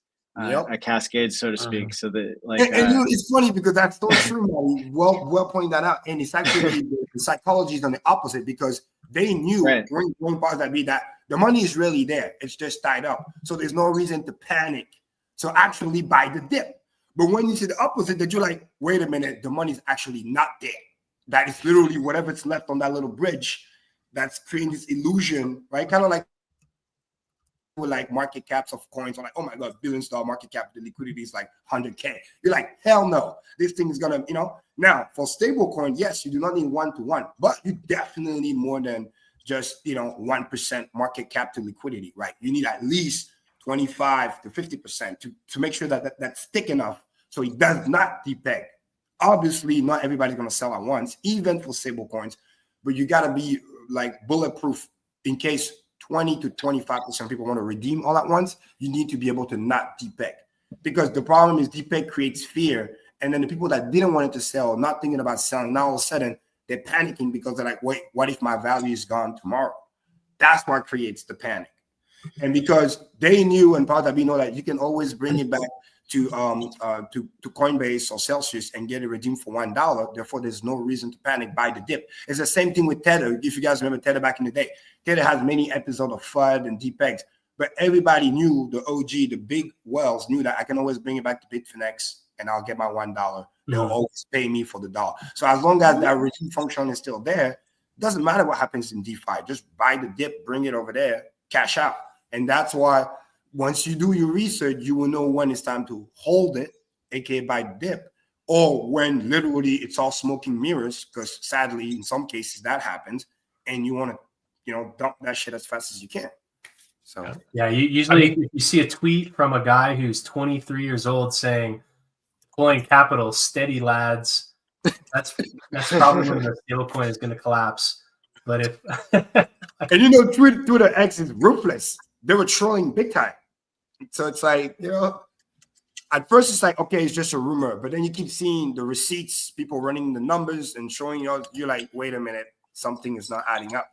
You know what I mean? So, and Do Kwon did a dumb move for the Luna thing. He shouldn't have bragged about how much Bitcoin he had in this, that, and just unload the clip, because when people panic, you're going to be exit liquidity. I mean, Richard talked about it all the time. It makes sense. Let them dump, then buy and push the price up. Don't just keep offering, and then now you got no treasury to account for. And on top of that, we're in a bear market. Let's not forget that. So the value of the collateral is going down as you're trying to over collateralize the thing back up. So it's like you literally, it's like swimming upstream. Like so many bad things are happening. People are cascading to the dance. The leverage literally being delevered. So it is the only way when it's like a building collapsing and the support is already gone and we're already going 4 or 5 floors and then there's 20 more floors to go, and then you're trying to go put some 2x12 and trying to hold it. Like, no, get out of the way. And it's too late. It's like it's not just leaning anymore. It's literally collapsed. You save the people and you move out, and then it falls, and then you pick up the pieces and hopefully you rebuild. I think a couple months after, there was also another depegging with DAI and USDC, I believe, and the Sacrifice wallet played it really well and made like $3 million, $4 million on that trade. Oh, more than that. Where you, it's what?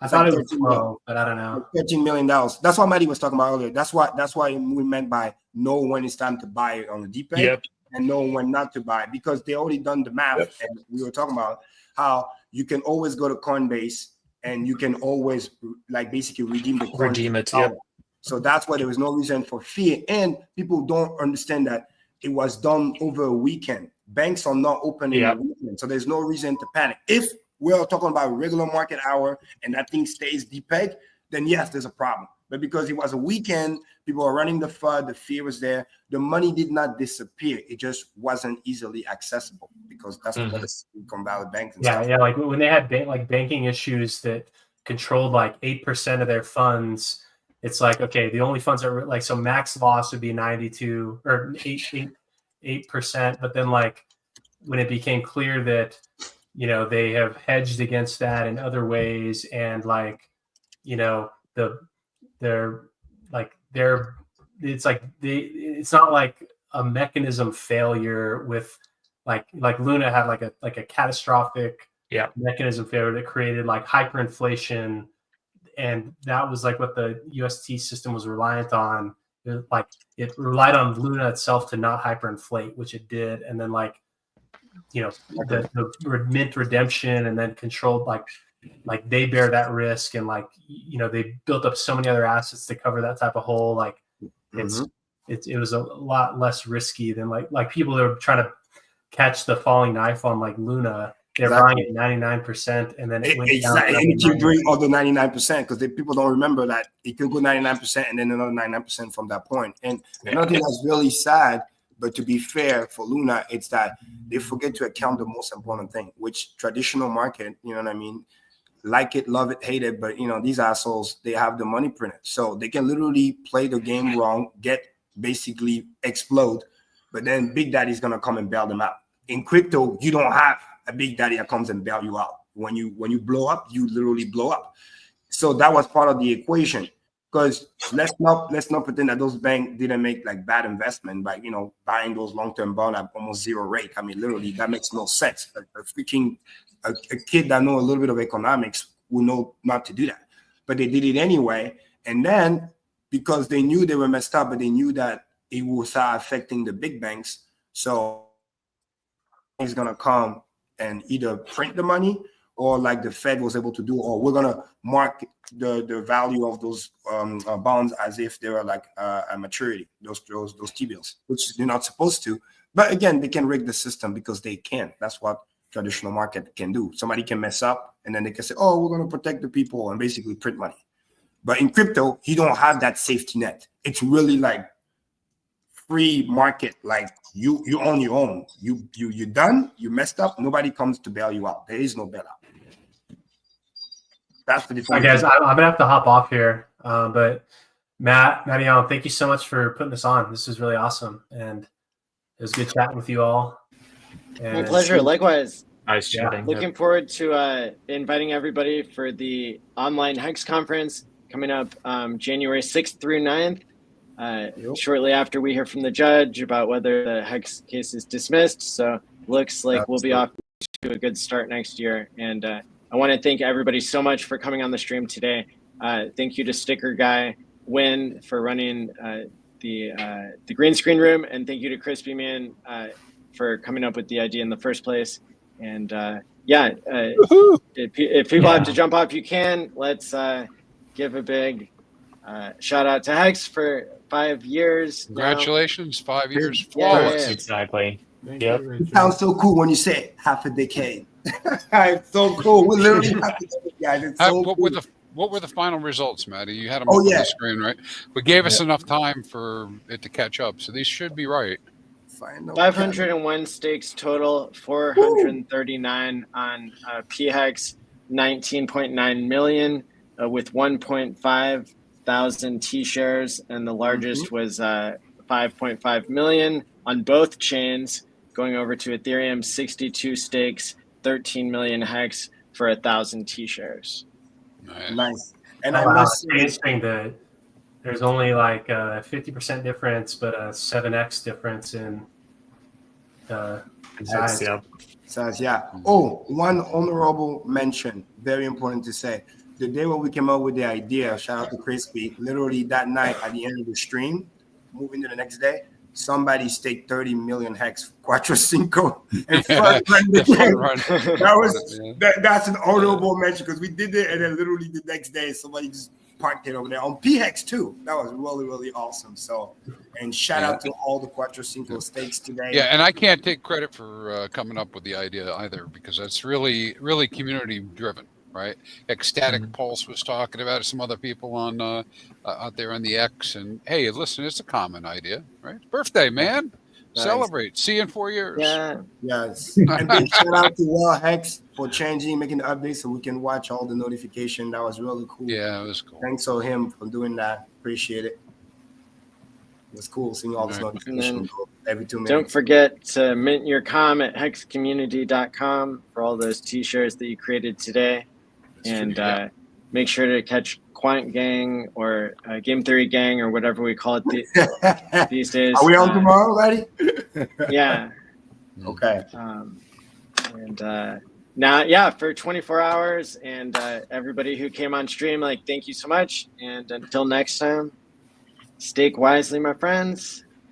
Peace out. And, See you, man. Peace out. Thanks, guys. Stake wisely, my friends.